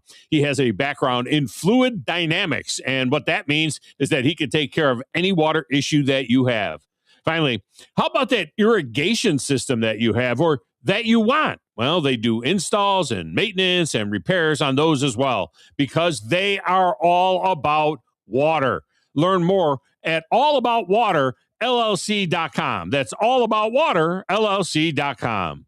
The crimson and white jerseys. Front court to the rack. And the plunge. The sound of a buzzer beater. Got it to go as the buzzer sounds. The Roll Tide chant from the crowd. It can only be Alabama basketball. Join the Alabama Crimson Tide right here on your home for Alabama basketball. Listen to Alabama basketball all season long on 97.7 ESPN The Zone. Basketball fans, get ready as the Conference USA Basketball Tournament is set to return to the Rocket City and Probst Arena March 10th through 14th, featuring 20 men's and women's basketball teams playing 18 games with Conference USA titles and NCAA automatic bids on the line. It's 5 days of exciting hoops action at BBC Probst Arena. Jump into the action by getting your tickets now by visiting Ticketmaster.com. And we'll see you inside the BBC March 10th through the 14th. Come find out who will be putting on their dancing shoes. Oftentimes, the wheelchairs our veterans and first responders receive from their healthcare providers are subpar at best. Some are falling apart, with a years-long waiting list for a new one. This lag causes a tremendous amount of stress for our heroes and creates a burden for their caregivers. Isolation leads to depression. We build what they need to get outdoors, hunting, fishing, or playing sports. Join the mission at wheelchairsforwarriors.org. This will turn journalism on its ear. Watch our stream on WZZN TV on Twitch and YouTube. But you are the greatest hero in American history. We are 97.7 ESPN, The Zone.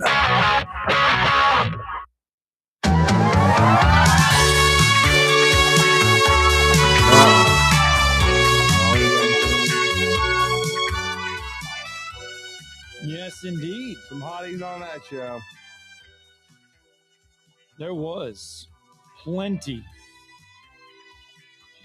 of good-looking angels. I mean, I don't know what you would say there. I mean, you had Farrah Fawcett, Kate Jackson, Cheryl Ladd, John Forsythe at one time was Charles Townsend. You had David Doyle as John Bosley. He was the voice of Boz on the original one. On the intercom. Jacqueline Smith was a part of Charlie's Angels. Yes. Yep. All right. Stuff. 256-576-4977. You can join us back here on the show this morning. And hey, the Super Bowl is fastly approaching on Sunday, 5:30 round kickoff there, Levi Stadium, Santa Clara. Yeah. It's the first Super Bowl since the 1970 merger, by the way, between teams that each ranked in the top 4 in scoring offense and scoring defense during the regular season. And I kid there, but I will say, unlike the NBA Finals, which I haven't watched in years because it sucks. Yes. And only time I ever watch is when LeBron's about to lose, and that's a lot. But anyway, I'll tune in every now and then to watch him whine. And then sometimes I watch the World Series, sometimes I don't. I didn't watch it this year. It was disgusting. It was of course, the comeback for the hated Los Angeles Dodgers. And then when Toronto looked like they had it, but I always watch the Super Bowl. I mean, I don't know what it is. I mean, you're always going to watch the Super Bowl. I mean, it is a matchup of two unlikelies. A lot of people think because both missed the playoffs a year ago, both weren't very good. It just goes to show you the parity in the NFL. It goes to show you too how much coaching matters when you got to get rid of Gerard Mayo and go get Mike Vrabel, who actually knows what the hell he's doing, and not some Tennessee linebacker who was a great player but couldn't coach his way out of a sandbox. Patriots are going to make their 12th Super Bowl appearance, the most among all teams. New England can their owner and their head coach can't get in the Hall of Fame. Nope, they're not Hall of Fame worthy on first ballot. Not first ballot. Because they had a Deflate Gate and whatever the hell the other one was. A little rub and a tug. Spygate, and then some massage parlor. A little rub and a tug. I mean, come on. New England can become the first team to win 7 Super Bowls and surpass San Francisco with 40 wins for the most postseason wins by a franchise in NFL history. kind of ironic that they're going to be doing it on the home field of the San Francisco 49ers. Not the long home, not the old candlestick. No, not with the wind. But still, though, it's the home of the 49ers. Yeah. Seahawks are going to appear in the Super Bowl for the 4th time. They can get their 2nd Super Bowl victory in franchise history. Remember, they got the one in 2013 with a 43-8 drubbing of Denver and Peyton Manning. They had one of the biggest chokes and worst play calls in the history of the NFL. And then, of course, before that, Sean Alexander and Walter Jones, 2 Hall of Famer icons, got them to the Super Bowl. They weren't able to win it, but they have, in the last, 15 to 20 years, finally broken through. And we'll see if they can get their 2nd title. If I had to pick someone, I would pick the Seahawks in a close one, probably by, a touchdown or so, maybe a 28 to 20 type game over the New England Patriots. And then that would give a Super Bowl title to Sam Darnold, who make the Jets and and especially the Minnesota Vikings look stupider every day. This is, I think, the first year in at least 3 or 4 that we have not had a North Alabama. Am I wrong? I haven't looked at the rosters 110%. But last year, remember, we had Reed Blankenship from Philadelphia win a Super Bowl, Rocket City Award winner. I mean, we've had others from the area. We've had Trey Flowers. We've had Darian Stewart. We've had others. I mean, the Patriots have Anthony Jennings from the state of Alabama. Right, but I mean, this is the You're first. Talking about North Alabama. Yeah, I'm talking about this area. This is one of the first years in a couple we have not had somebody from this little paw print playing in the Super Bowl. I'll have to go back and look. I haven't looked at the rosters extensively. Someone could be hiding in there. I don't know. Let's go out to the phone lines. Jay is with us this morning. Good morning, Jay. Morning, Jay. Hey, good morning. Morning, sir. What's up, Jay? I got a little trivia for both y'all, and I cannot come up with the answer for the second one. You remember Albert Maines and the guy Logan Young? Yep, I do, unfortunately. All right. Who was the Tennessee booster that fought with Logan Young all the time? Didn't he go by a nickname like Big Stud or John? Roy Adams from Memphis, Tennessee. Oh, Lord. Could you imagine those two being involved today with NIL? Considering Roy had the mental capacity of a shoe, it would have been scary. What I want to know, and I know you're bringing that up, but the first thing that comes to my mind is, what would it look like under the NIL era today? And I think you know where I'm going with this.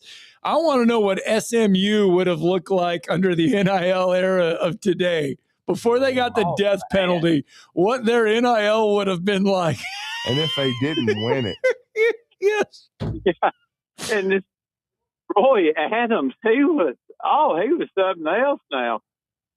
He would come on the Feinbaum show and just say all these ugly things about this Logan Young and Alabama. And he was as guilty as they was. He was just getting mad because he got outbid by Logan Young. Yeah, one of the ones he lost was Dwayne Rudd, and he was at one time. There's a picture out there. I think if you find it, maybe somebody has it. I think there's a grainy ass picture of Roy Adams in a hot tub with Dwayne Rudd. Make of that what you will. Right. Yeah, that was something else right there. Y'all brought something up yesterday, and it made me think of both of them, especially with the NIL money we have nowadays. Oh, they would have loved this. Yeah, it would have been a pissing contest. Oh yeah, Alabama and Tennessee would have looked like the Detroit Lions and the Green Bay Packers. That's kind of funny. They had the money to blow. They've been all over that.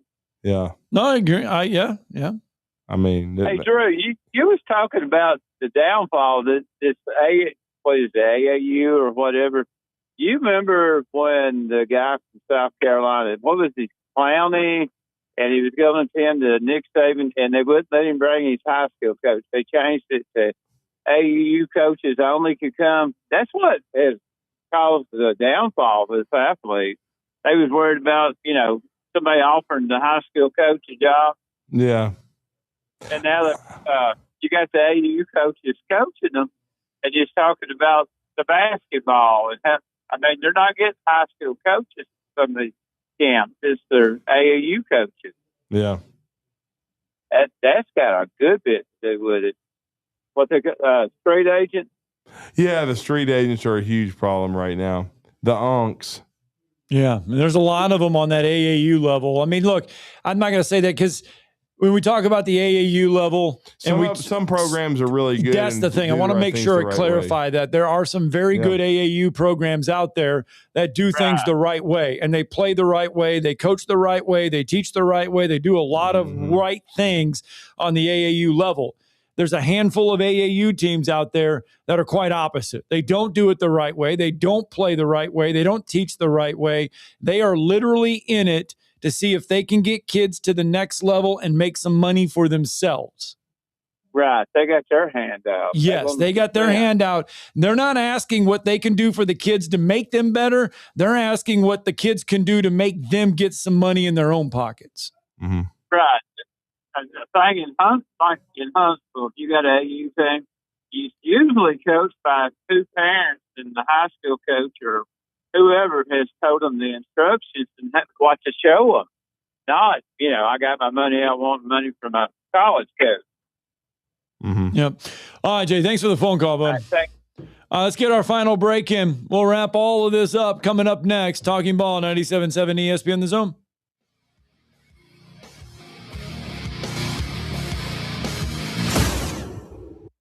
You're listening to Talkin Ball on 97.7 ESPN The Zone.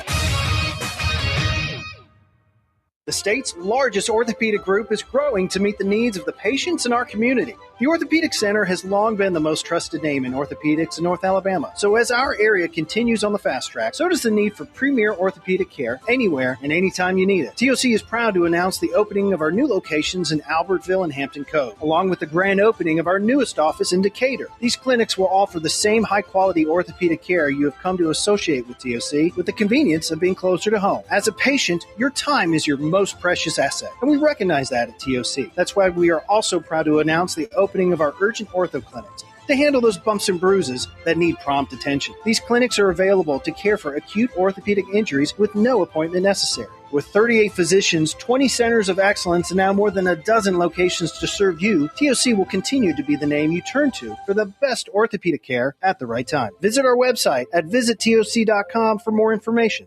TOC, helping you live a better life. If hunting and outdoor recreation are your passions, it all starts with the right property. That's where I come in. I am Bo Butler with Southland Realty and Auction, a hunting and recreational land specialist and a Jackson County native who sees land through a hunter's eyes. Just as you trust your guide on a big game hunt, you can trust me to find the perfect property for you. Thinking of selling? Let me help you make your land attract buyers. Remember, Bo knows land. Call me at 256-609-0512. From heirloom diamonds to contemporary jewels, Loring & Company is the place to find something truly special. Whether shopping for a diamond ring for that once-in-a-lifetime occasion or marking a milestone birthday or personal achievement with a Rolex watch, you'll find just the thing in our edit of the world's most sought-after brands, including David Yurman, Roberto Coin, Marco Bicego, and Fopay. Expect a treasure trove of the world's most unique, even breathtaking earrings, rings, necklaces, and bracelets, making choosing just one piece a challenge in itself. Loring & Company Jewelers on Airport Road. Since 1983, Berkshire Hathaway Rise Real Estate's Ann Adams has been your local go-to real estate expert in the area.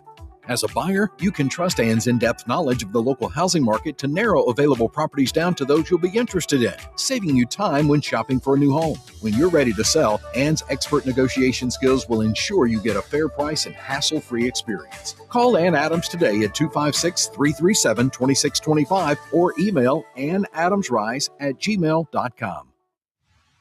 Tom Luganville here for my friends at the service department at Woody Anderson Ford. When you need service on your vehicle, whether it's a Ford or any other make, you want to get into Woody Anderson Ford, where their expert service technicians will get it diagnosed and repaired right away, the right way. And while you are there, check out all the new and pre-owned vehicles at Woody Anderson as well. They are ready to make you the best deal possible. Visit Woody Anderson Ford today. Woody Anderson Ford on Jordan Lane in Huntsville, Hughes Road in Madison, and online at WoodyAndersonFord.com. This segment of Talkin Ball is brought to you by University Kia, the #1 volume Kia dealer in the state of Alabama. Located online at universitykia.com.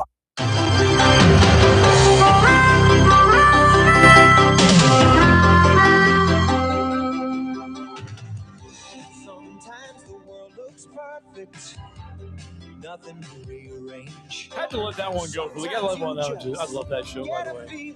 Just love it. I watched the whole thing not too long ago. I found it online. I think it was Netflix or something. Yeah. I do that. I love watching some of those old 80s shows, early 90s shows. They just don't write them like that anymore. They just don't put them on like that anymore. No, they just don't. Those intro songs were iconic too for the shows, and I was thinking of those Family Ties shows, and one of the best, a very young Tom Hanks was a guest, a guest star on one of them, and that was a underlying theme of alcoholism, because he was an alcoholic that they had to get into rehab. So they dealt with life situations in 25 minutes. Issues. Yeah, they did. In 25, they could solve the world's problems in 20 minutes. Yeah. It was very well done. So, and then people would tell you, well, life isn't that way. You can't solve life's problems in 20 minutes. Well, they would just show you what was going on in the world too. All right, just a little bit of time left here on a Wednesday morning. And you tonight will be in Tuscaloosa watching Alabama and Texas A&M. Ball, looking forward to Bucky bringing his team in, seeing how Alabama responds. Are they going to, sit their jaw and get ready to compete, or are they going to let somebody come burn their house down for the fourth time? Are you shocked that Alabama's a 7.5-point favorite at home? Not too much. I do think Alabama at home has been, over the last several years under Nate Oates has been solid. Now, this year they certainly dropped a game to Texas, and A&M's already gone to Texas and won. And, and they certainly lost a high-level game to Purdue, who I think is Final Four caliber. No question about it. And then, as we know, just the other day, they lost to Tennessee. So, who, Bucky and those guys probably should have beaten in Knoxville. So, I would say a little bit at how the spread 7.5. I would have probably thought it would have been more like 3 or 4. Right. Maybe. Right.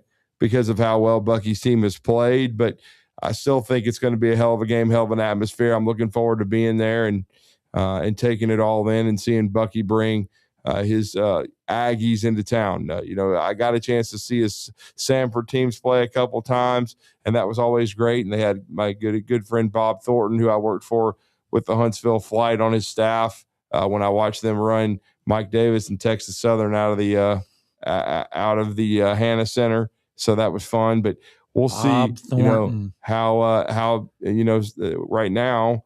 How his Aggies compete against Alabama. Alabama needs this game, because if you have a bad week this week, it's going to be tough going to Auburn and Neville Arena.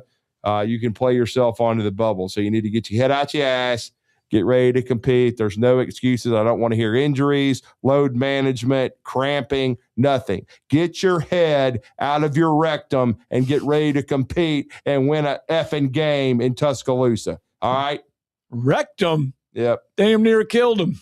Well, you did today with your commercials. But what? I would love to get, and you bring up Bob Thornton. Yeah. I'd love to get him on a show to let him think about what he thinks about college basketball in today's talk state. About the NBA. I mean, this is a guy that played for the great Hubie Brown, and I wish we were on XM, because then we could just let it rip. I'd love to get him on the show. Because trust me, it happened a handful of times in my 3 years as equipment manager for the Huntsville Flight. And he was, of course, the head basketball coach, for the first the first year. And then Ralph Lewis took over, his assistant. He was a bad boy too from Detroit. And of course, Mike Bourne was his assistant. But trust me, you haven't lived till you've got your ass ripped by Bob Thornton. All right. We're going to be back at it tomorrow. God, I want to get him. It'd be so cool. Got to get our Thursday show underway tomorrow. We'll do it for 7 a.m. Talking Ball on 97.7 ESPN The Zone.